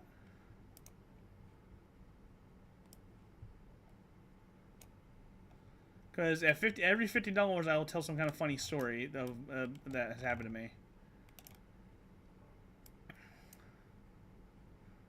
Or not even just that's happened to me, but just generally, just like a thing that's happened. And I'm trying and tell it as funny as I can. Okay, so I'm gonna do one real quick. So some of you may or may not know this. It all depends on who's watching. So my car broke down and it needs new engine. So that's Kaputski now. So I'm using my mom's old van, which was serving me well for about a year. And then one day at work, I went to back out and it just no longer has a reverse gear. So I only go forward now. I only move forward in life. I don't go back. I never look back ever again.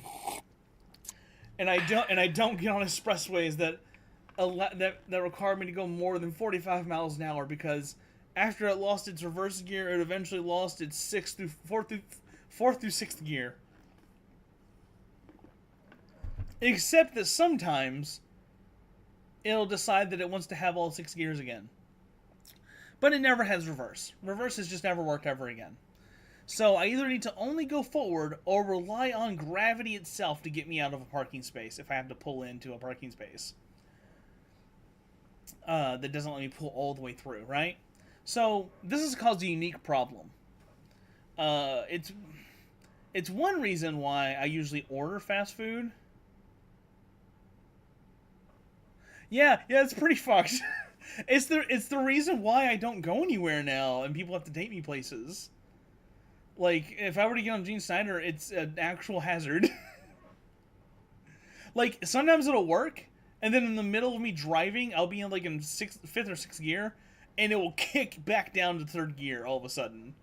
And you hear, like, the engine roar, and I'm like, okay, great! Anyway, so, I usually order food through DoorDash now when I get stuff. Like, it's like, well, why don't I just go to the drive-thru? You only have to pull through at a drive-thru, right? But here's the problem, though. There's 2 problems. One, some drive-thrus just kidnap you, so if you decide you don't want any food, you just have to awkwardly wait there for a while. And get through the line. It's kind of awkward. Taco Bell does that. Fucking Zaxby's does that. But anyways, that aside, sometimes though, when you order food and it's busy, they'll be like, "Oh yeah, we'll have your food out in a minute. Can you pull into the first parking spot over there?" And my mind goes to, "Oh God, I've already paid for this food." Like literally anime character monologue in my head, like zoom in on my face, like just like, wait. Oh, fuck. Wait. There it is. So wait. It's like anime character monologue, and I'm just like, oh no. Fuck, I moved the hat. God damn it. I don't remember how to move the character. There we are. And then we... Oh no. What do I do? If I pull into the parking lot, I can't reverse out of it. I might have to awkwardly ask someone to help me push my car out of the parking spot so I can now take my food home and eat it. What can I... And if I ask them, can I not pull into the parking space and wait here? I seem like some kind of entitled asshole. What do I do? And so literally, sometimes I'll be like, yeah, I have a problem with that. If I pull into that parking space, I can't reverse out of it because my reverse gear is broken. And usually they'll just be like, well, just pull over there. And they're just like, and they just kind of have an attitude of like, this is fucking, god damn it. And then sometimes they'll be like, what's wrong, huh? I'm like, yeah, I can't. Wait. I can't back out of that parking space. I'll be stuck there if I do that. And they look at me like, why are you driving a car that doesn't have a reverse gear? And my answer to that is, I have no choice. And so, one time, and this is why, so, okay, I don't go to McDonald's during busy hours because of this. If I do go to McDonald's during busy hours, I only order something like a double cheeseburger so that they don't have to worry about it taking too long. If I get a double quarter pounder with cheese, they make them fresh to order. So 90% of the time, they're like, can you pull over to the drive-thru? To the parking space over there? And I'm like, I can't. So I just don't order what I actually want anymore from McDonald's if it's late. But if it's like work shift and it's lunchtime and it's like 2 a.m., I'll order a double quarter pounder. But anyways, that aside, the reason why I don't go to the Jack in the Box by my house anymore, one, it takes 30 minutes minimum, even if you're the only customer in the drive-thru. And I don't understand that. And I understand working at a fast food place isn't great. Whatever. It's fine. But it's just, I don't have time for it. You're wasting my lunchtime, so I can't go there anymore. And another time is, one time they were like, yeah, can you pull over to the parking space over there? And I'm like, yeah, no. And they're like, oh, we don't care, just pull over to the parking space there. So I pull over to the parking space over there, and the lady takes like an extra 15 minutes. I've wasted 35 minutes of my lunch waiting on this fucking combo. And they bring it out. I'm the only customer, by the way. And they bring it out, and I'm like, excuse me, ma'am, I have a favor to ask. My car doesn't have a reverse gear. Can you please sit in the driver's side and I push the car out of this parking space, please? And you just steer it so it doesn't crash into something, please. And the lady's like, oh, well, I gotta go talk to my manager about that. And she left and never came back. She never came back. Now, in all fairness, it was 2 a.m. I'm some random guy. Just being like, hey, can you get in my car so I can push the car out? Wink. That's the only thing I'm going to do. I'm going to only simply push the car out of the parking space. You just get my car and just steer it for me. I promise nothing bad will go wrong. So I understand why she wouldn't help. But I wasn't lying, and it was true. I can't. So I try to back out. And it stops not even halfway through backing out because there's no hill. So I just get out of my car. I just start pushing as hard as I can. I get halfway out of the parking space. And I'm just like, I can't. I'm going to be late for work. I can't get back for lunch.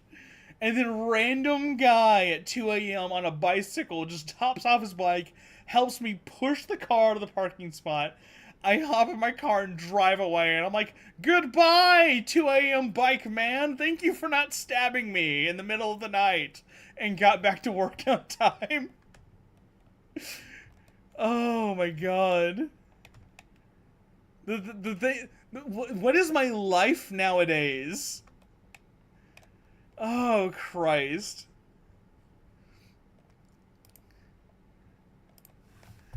Like, just try not to get back. Like, and it's no one's fault but my own, really. I mean, I can't deny that, but it's still troublesome.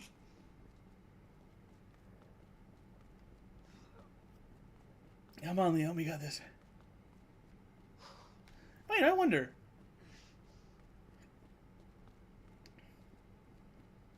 Did I actually get everything out of here? I don't think I did. Oh, Storm, I don't know if you get to see... Maybe you were watching stream in Discord. I don't know.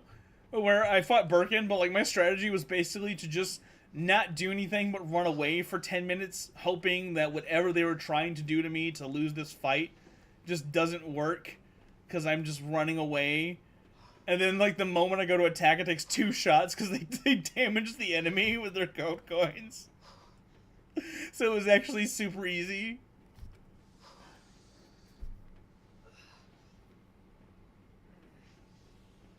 Alright, I can't go back to that area, sadly. Because there was probably a green herb I could use.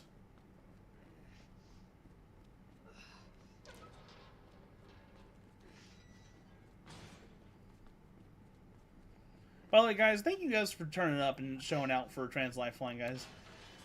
This is like as scary and as annoying and frustrating as this could be. There's no better reason that I would do this for.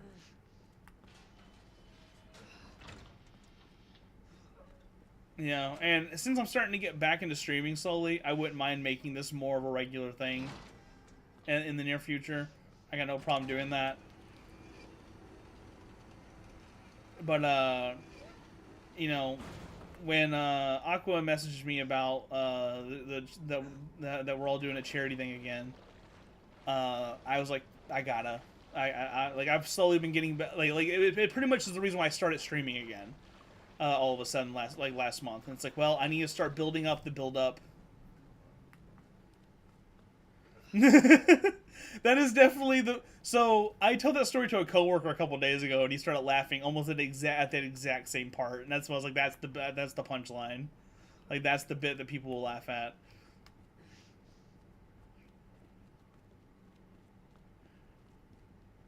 The stories I told yesterday, I'm not entirely sure on them. I didn't have a really good delivery for them. I do find them to be funny still, but they definitely, I don't think they would hit as good. Which I can't even remember. Honestly, I can't remember what they were even fucking about.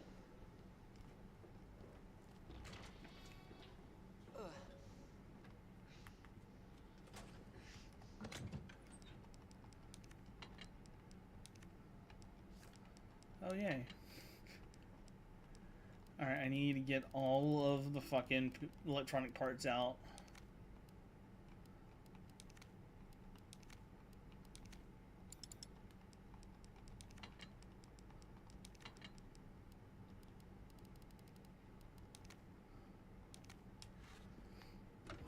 Okay. Now I gotta figure out this stupid thing. I hate this puzzle. Like, wait, no. Wait, no, this is... I'm dumb. It's only super annoying. It's only super annoying in professional and hardcore mode. It's actually super easy in this one.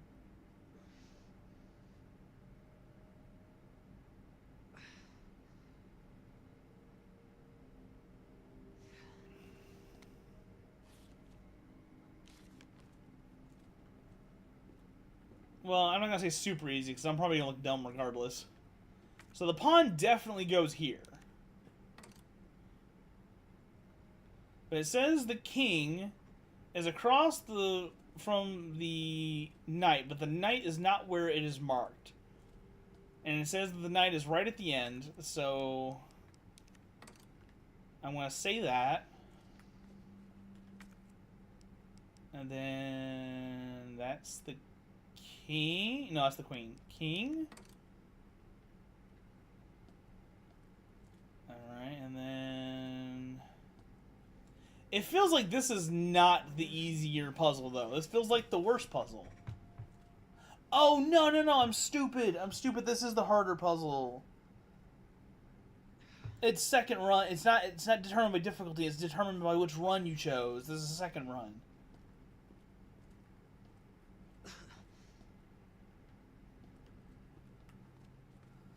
I'm about to say it still seems like it's the worst puzzle.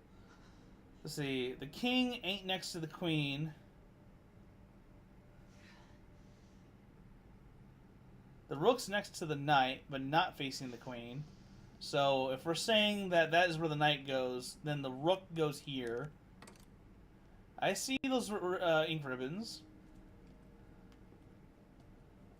But the rook's next to the knight, but not facing the queen. So that means that the rook can't face the queen, but the king can't be next to the queen. So that means the queen has to be across from the pawn. And that this would be the bishop? Holy shit, I got it! Okay. I actually thought I was not gonna get that on first try. God, all these ink ribbons.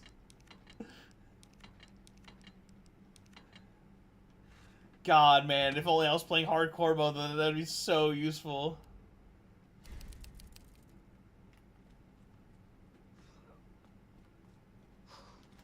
Wait, what do I... Oh, no, I know it's coming. God damn it. Fuck.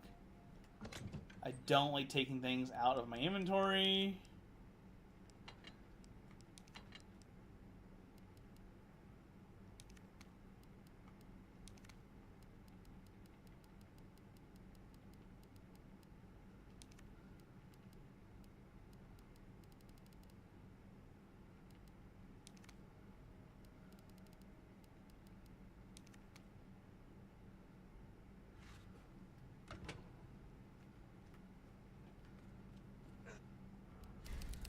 Let's see how this goes.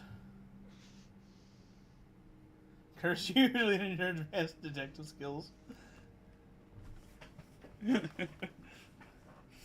That's probably the first time I've ever remembered been able to figure out the solution like in one go for that. That one always bothers me. In normal run, it's not that difficult, but like second run, it's just like fuck, I gotta think one more layer higher.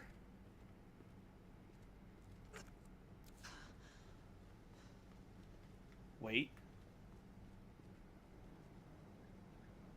Shit.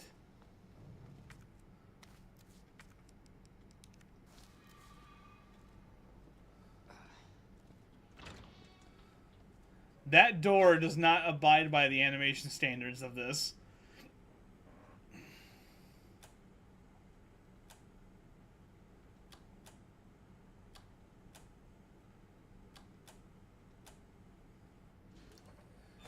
I've gotten pretty good at those puzzles.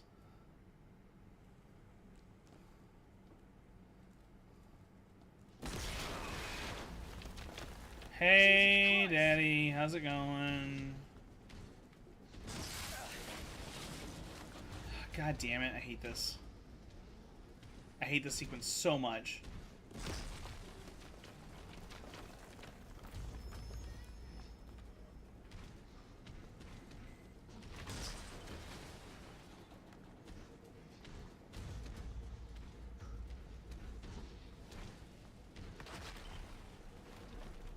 Because, like, the sequence just is terrible, like...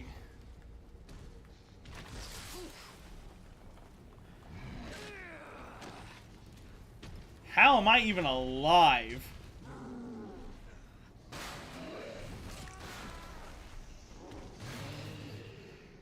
Two hits from Birkin and one from X? Damn.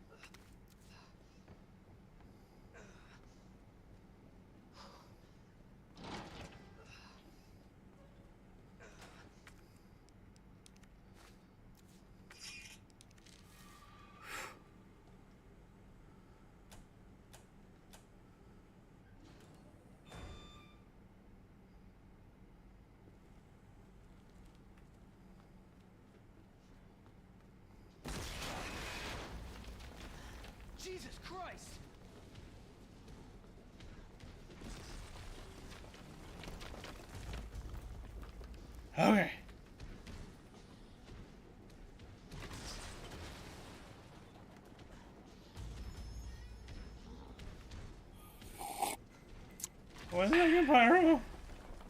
I got a giant hand trying to kill me.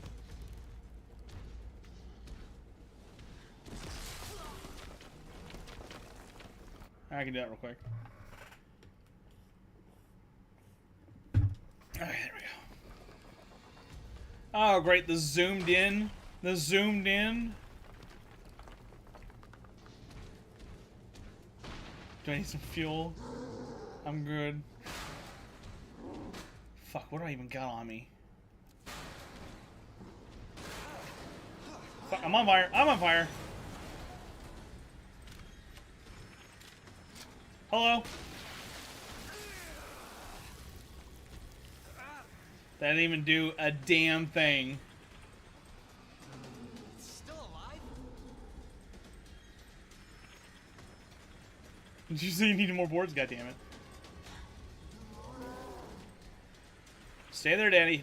I don't need you here with me right now.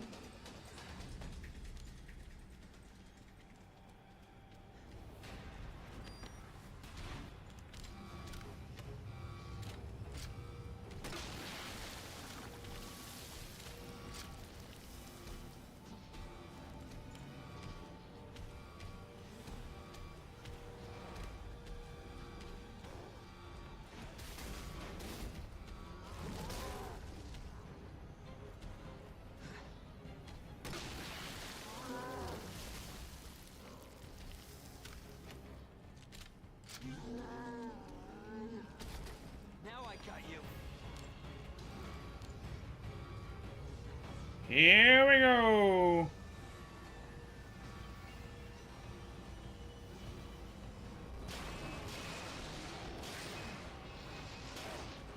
All right, gotta do that 2 more times.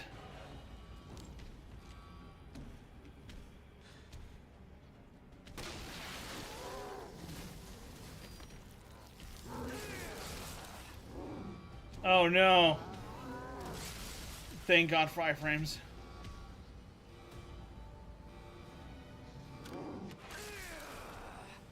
I think I'm dead.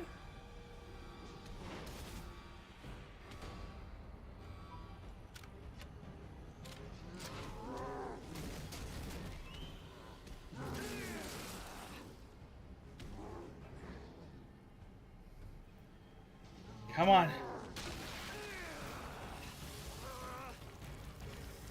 I think I'm dead. I can't get out of this.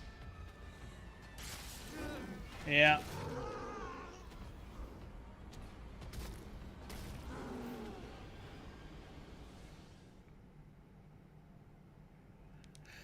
Arg.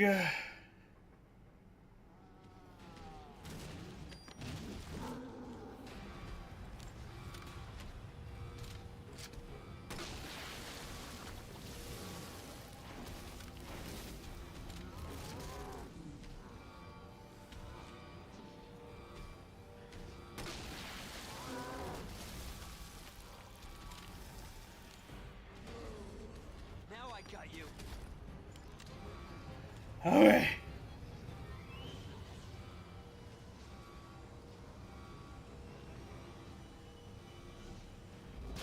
I will say, I felt impressive, by the way. I felt impressed with myself that I managed to deal with that going in so fucking motion.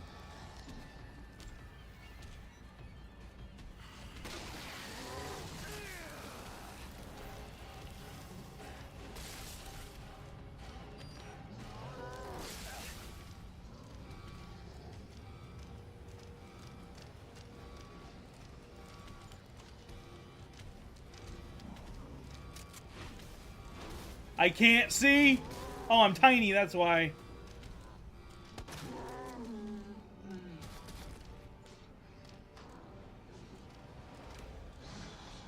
Let's do this. It's a good thing that fucking liquor doesn't know what the fuck's happening.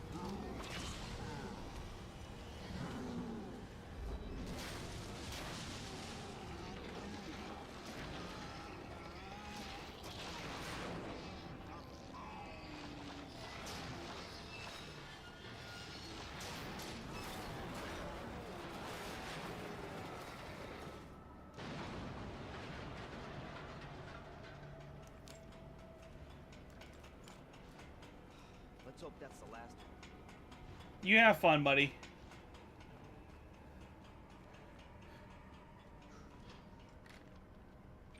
God, everything's just super intense when the fucking thing's broken like that.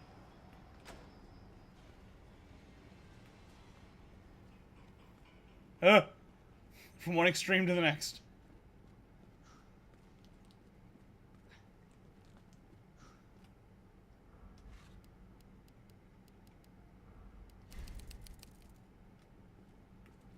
Alright.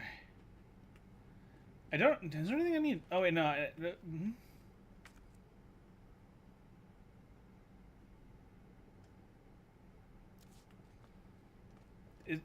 Is there something I still need to do over here? I don't remember. I don't do second run as much as I do, Oh, I think it scared the shit out of me.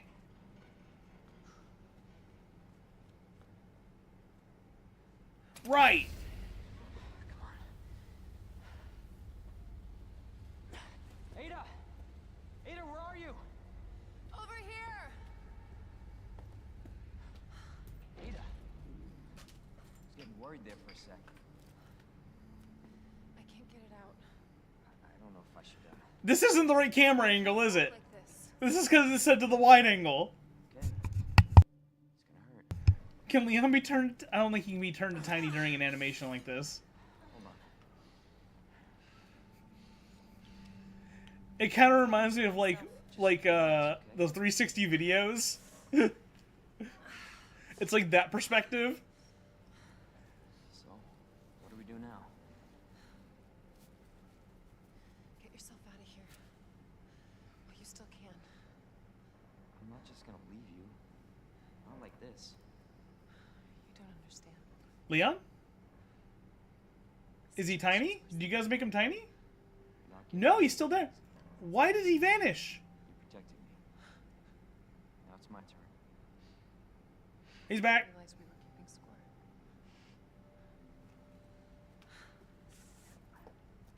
Grab my shoulder. Don't push it, rookie. Okay, just trying to help. Watch your step. This zoomed...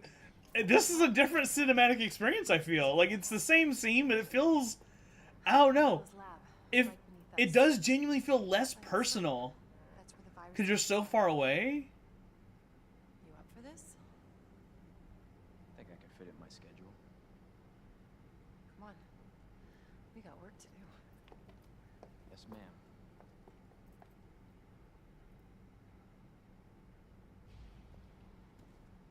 Like okay, no, it feels less personal, but it also feels like Hey, Carl, take us down you're here. spying on them, There is because no- it's we're too it's like such a zoomed out perspective. borrowed it. Anyway, we're almost there.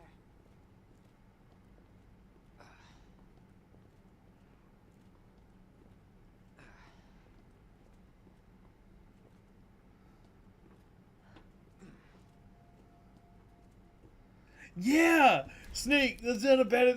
Yeah, like there's like it's just like an umbrella cam. Like they're just fucking spying all over the city.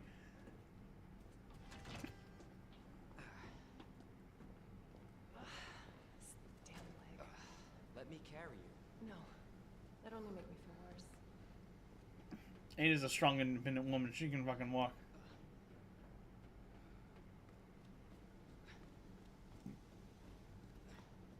How's the shoulder?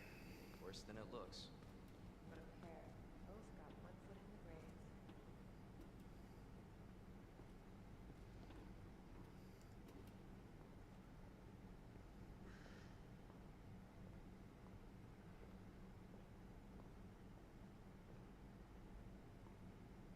That should take us where we need to go.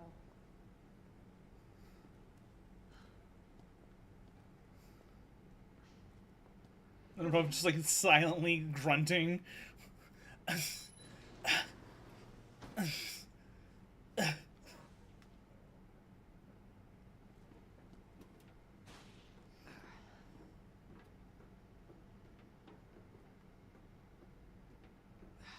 This may be a one-way ride, so be prepared.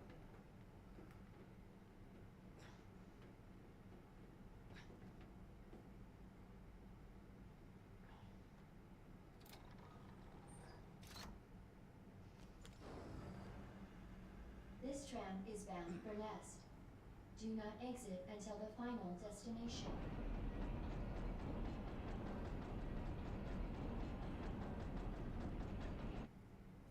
You know what I was thinking? I can't wait for the FBI to raid Umbrella headquarters and take those bastards to justice. I agree, but to be clear, you're not working in official capacity. This is a federal case. Once we get the G-Virus, I'm back on my own. Hey, Leon.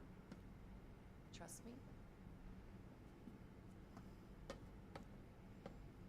Trust me? Honestly, if I didn't, you'd probably be dead. Right. I thought I might need your help, and I was right.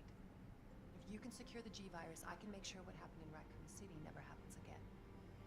Ada, you say it yourself. It's a federal case. I don't Leon, have the authority. look at me. I'm a liability now. If I'm gonna finish this case, She's a you're the last hope liability I've got. now. I'm not just gonna leave you here. What if you're attacked? What if you need help?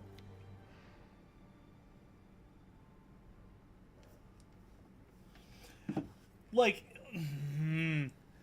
I swear to God, like, since we know what Ada's up to, that's so fucking manipulative. Like, she's, I want to see you again. she's, I got plenty to live for. Trust me. she's such a bad person. At Nest. Oh, that's probably not actually accurate to say. Well, no, but she's not a good person either. Please, we don't have much time. Like, she's doing all this for money. Okay. She is pretty, though, but, like, she's doing all this for money. Leon. Counting on you. Like, in my opinion, she gave him that kiss because he's probably gonna die, is pretty much what she's thinking. Like, there's no actual commitment here. He's not gonna remember this. He's gonna die. I guarantee you. And then he didn't. And then just became awkward in Resident Evil 4. And 6... God damn it!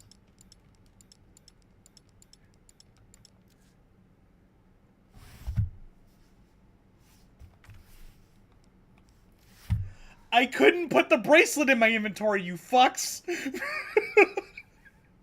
I think I'm soft locked. I don't think it's gonna work now. Oh, thank God it's right here. They accounted for that. Holy shit.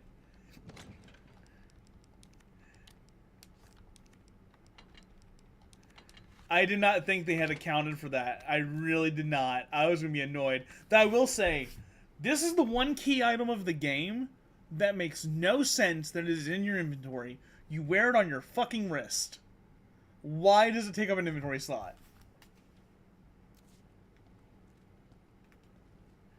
I was gonna lose my mind if y'all fucking lost off like the game because of that.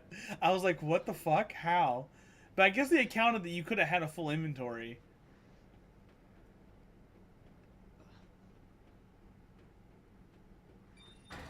For your safety, stand clear until the doors are fully open.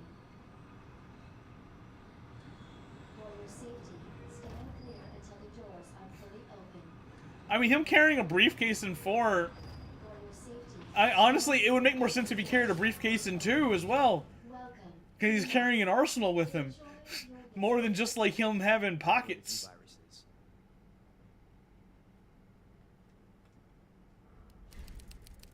Now, is it practical? No, it's not, but... How does he fit a rocket launcher in that briefcase? Okay, listen, it's a pocket dimension. You guys, you can understand this. Okay. So, it is getting late. Let me see here. I'm going to be going into work for a few hours to help them get things ready for tomorrow, which tomorrow's like the big prep before inventory day. So I'm going to do that, and then after Monday, my life should be a little less complicated. I'll be real. I'm gonna play the Jelena bumper for Trans Lifeline again real quick, and then I'm gonna tell another story, and then we'll probably wrap it up, guys. So I will be right back. All right, I know you're here for some rhythm chaos, but before I throw myself back in, let me talk to you for just a second. Trans Lifeline is not a brand. It's not a trend. It's a lifeline. Built by trans people, for trans people. When the world gets too loud, too cruel, or just too damn broken, they're there. No hate, no judgment, just someone who gives a damn. They don't just listen, they act. They give micro grants, crisis support, and a community that wants you to strive, not hide. So yeah, if you got something to give, do it. Time, money, even just spreading the word. Every bit pushes back against a world that tells people like us to disappear.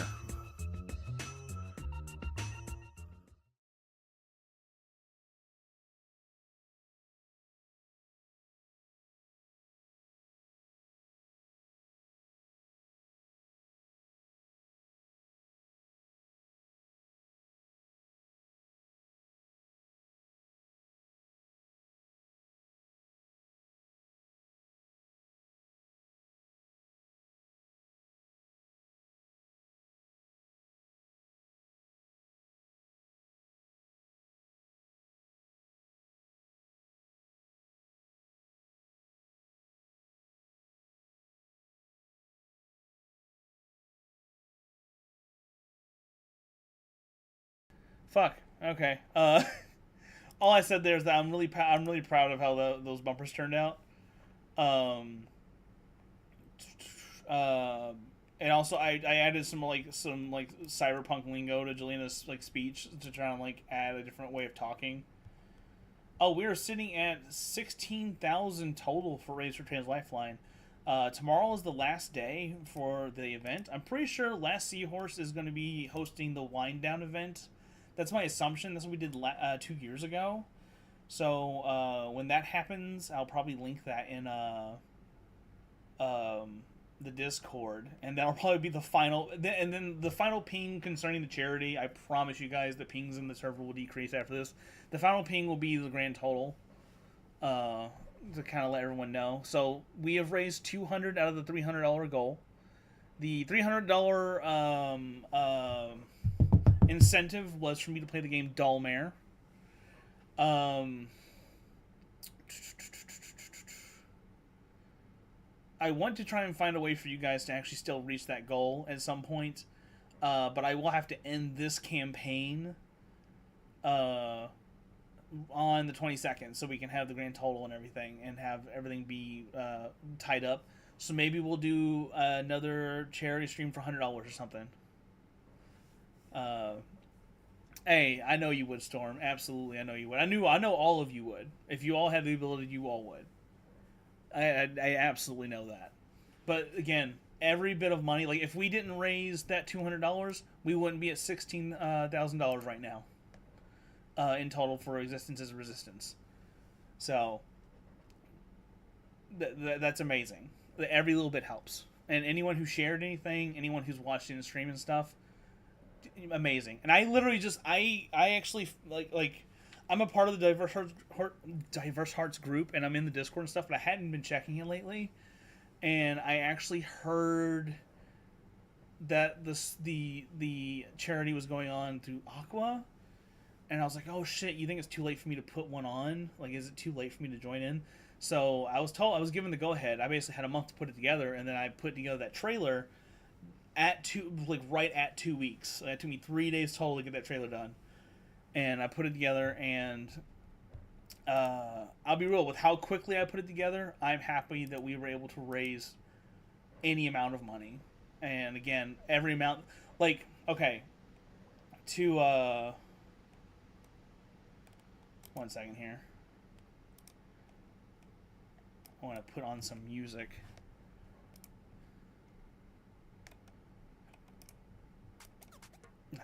Not that one.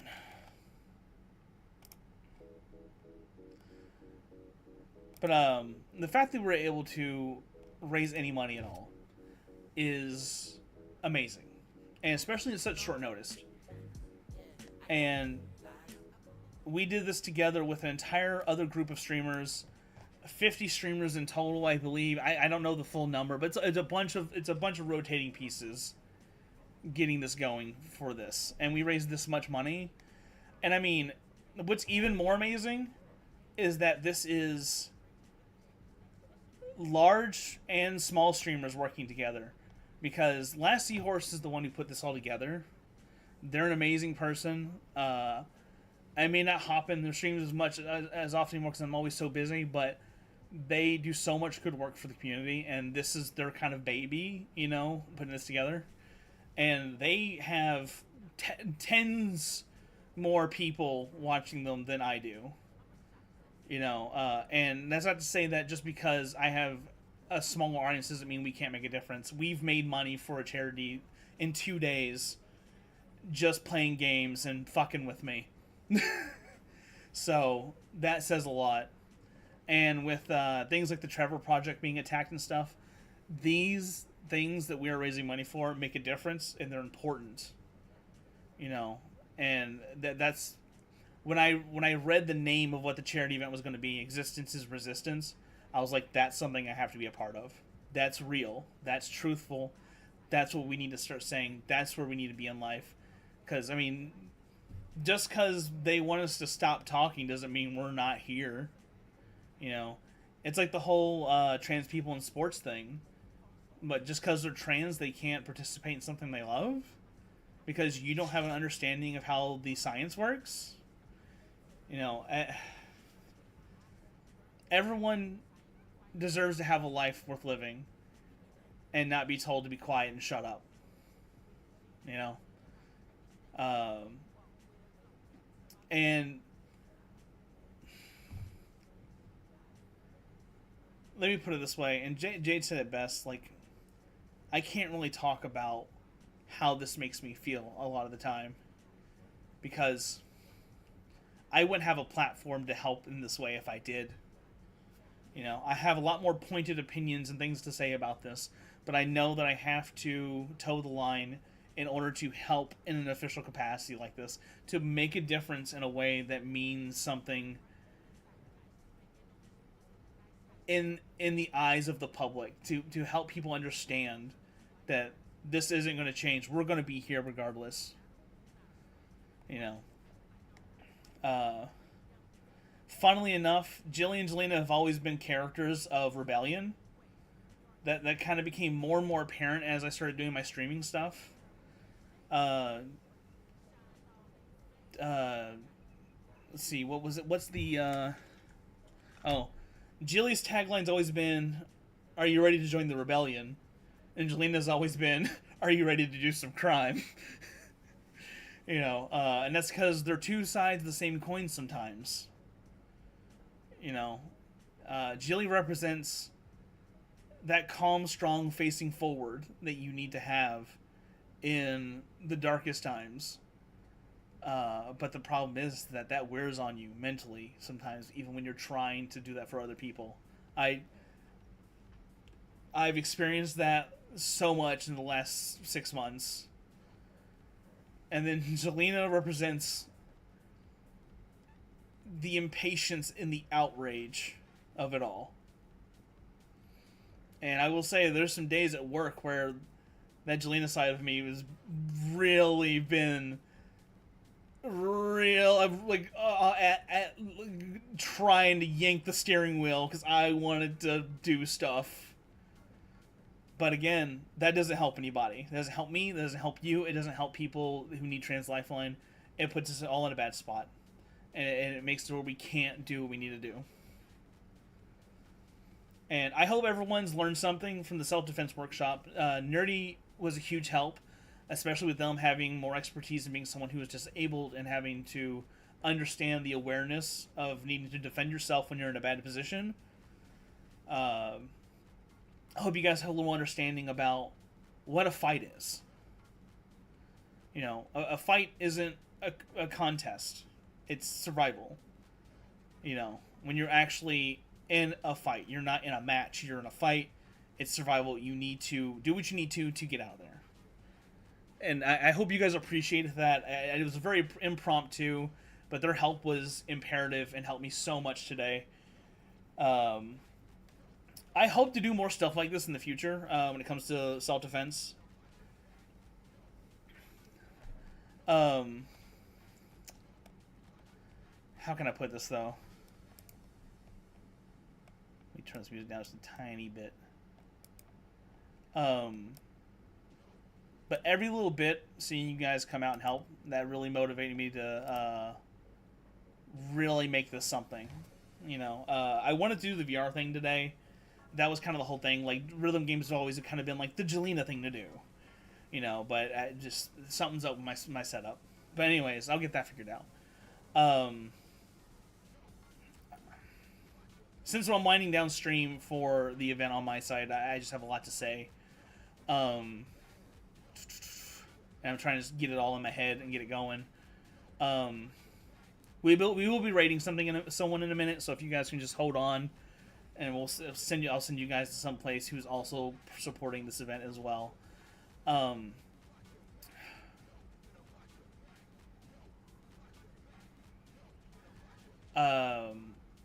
me participating in this charity basically motivated me to get off my ass and start streaming again, because there's a lot to say, there's a lot to do, and we need voices.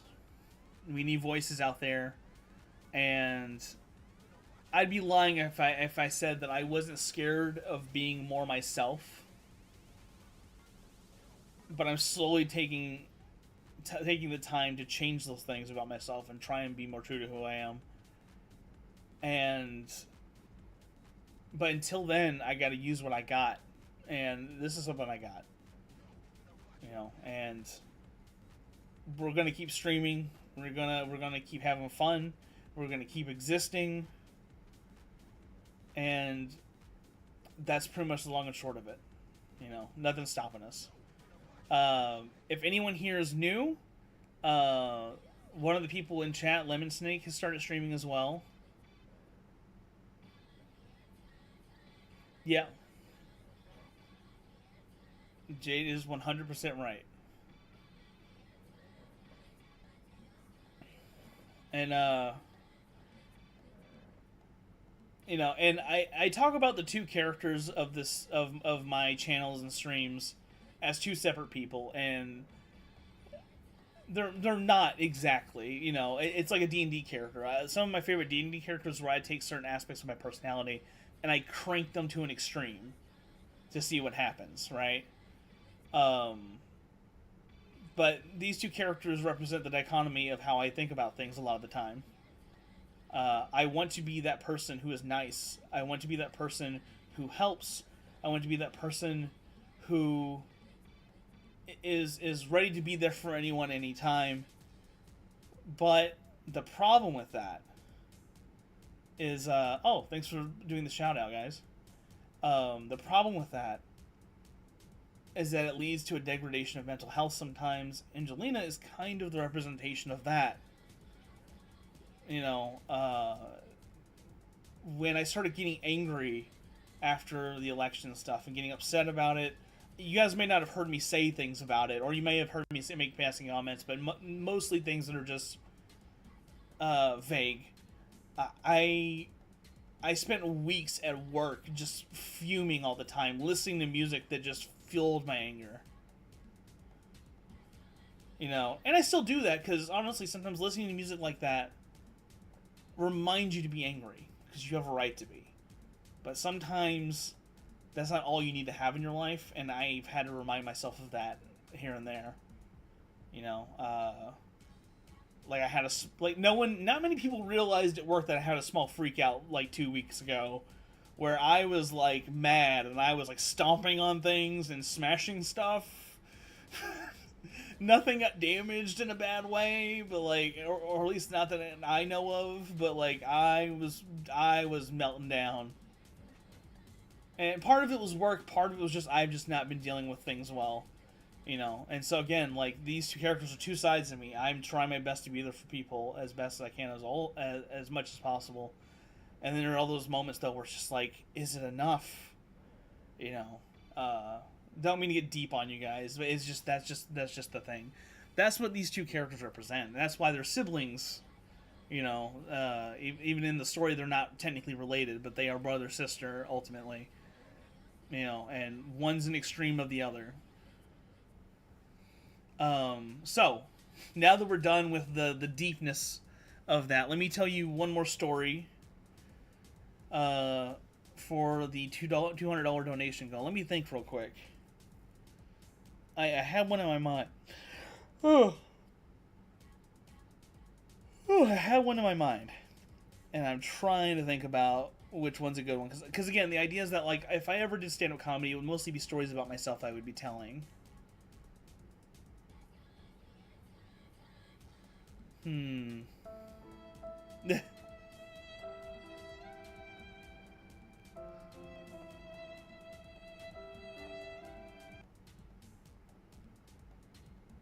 Alright, this one's probably going to be a bit shorter than the other ones, but I got one. So, Storm, you're my cousin, and you've been to many a bonfire with me at my dad's house when he lived out here. So, my dad loved to have bonfires all the time, especially during the spring, summer, and fall years. Fall years? Seasons. You know, that summer year we had. But the seasons. And they're fun, but he also loved to drink a lot, you know, and this isn't going to be like a thing about like alcohol abuse, like nothing really horrible happened or anything, you know, for the most part, other than maybe he shouldn't drink so much.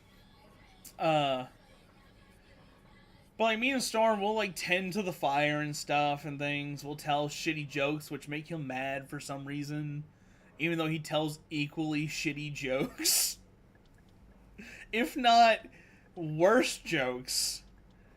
But anyways, there was this one time we were me and Storm were like getting food, like we were getting like hot dogs or something. Yeah, we really did. Like we made him so mad one day, he had to say something. It was ridiculous. But anyways, we were making food. I think we were like getting like buns and hot dogs to like roast over the fire or whatever. And then my dad stands up, he goes, "This fire's dying. Let me do this." And he takes a canister of oil and throws it onto the fire. And me and the Storm like hit the ground. I don't know if you remember that. Like he just threw it on the fucking fire. We're like, fuck! And we hit the ground and he goes, "It's empty, calm down." I'm like, "We didn't fucking know that. What you?" And yeah, it did. Like it didn't have like it had like some oil in it, but enough to cause a problem, and it still like scared the shit out of us. It's like, "Oh, stop being babies! Like, stop being drunk and throwing oil canisters on the fires. What's wrong with you?" Oh my god! Like, and when I say we ducked, like we like dove behind a table, like fucking. It was way more nimble than we planned to be at that point in time. Oh my god. But I don't know, like, that was his bright idea, though, to start, like, he would, like, use oil to, like, intensify the fire. It's like, why are you putting oil on the fire? It's like, you get fucking, oh god. But there we go, that is my funny story. I have to, like, write these down or something at some point in time to kind of build a structure around them.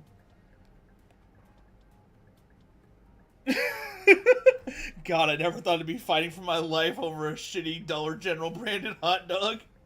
Fucking Clover Valley. Oh my goodness. But let's see here. Let me turn off the crowd control stuff for the day. I might head into work around fucking 1, to be honest, if they really need help. Like, it must be bad. It must be bad if he's like, "Please tell me you're coming."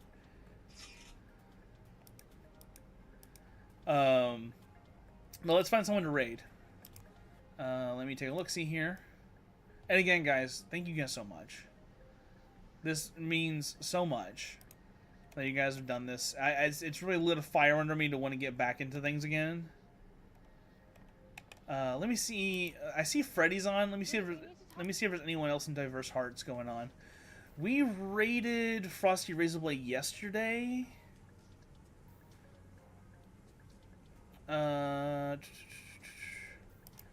Let's see, what's Freddy got going on?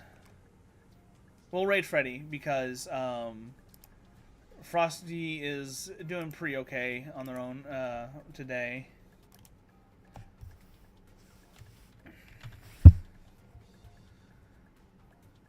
Though I will recommend following Frosty Razorblade because they are a very sweet person.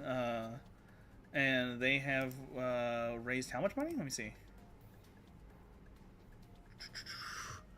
They have raised $35. Let's see what Freddy has raised. If he's going to overlay. I assume he does. Dude, $70? Hell yeah.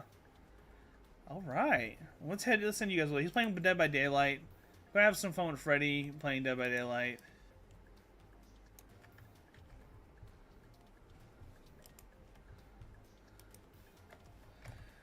And remember, guys, if I remember how the bumper went that I made, we need. I'm not gonna say the exact thing, but more or less what I want to say is, you know, we need to stick together. We need to support each other. We need to be loud, be proud, and be a part of something better together. That is. Those are words that I'm trying to live by right now. So, with that being said, guys, I'm going to send you all over to Freddy. This is a wrap up for my Existence is Resistance charity stream for this event. It will be going on until tomorrow. I will let you guys know when Last Seahorse does their wrap up stream. I'm assuming that's the formula we're going with. With that being said, you guys have a good night. I'm going to go work, and then I'm going to go pass out. And I will see you guys next Friday, Saturday for some stream stuff. Bye-bye.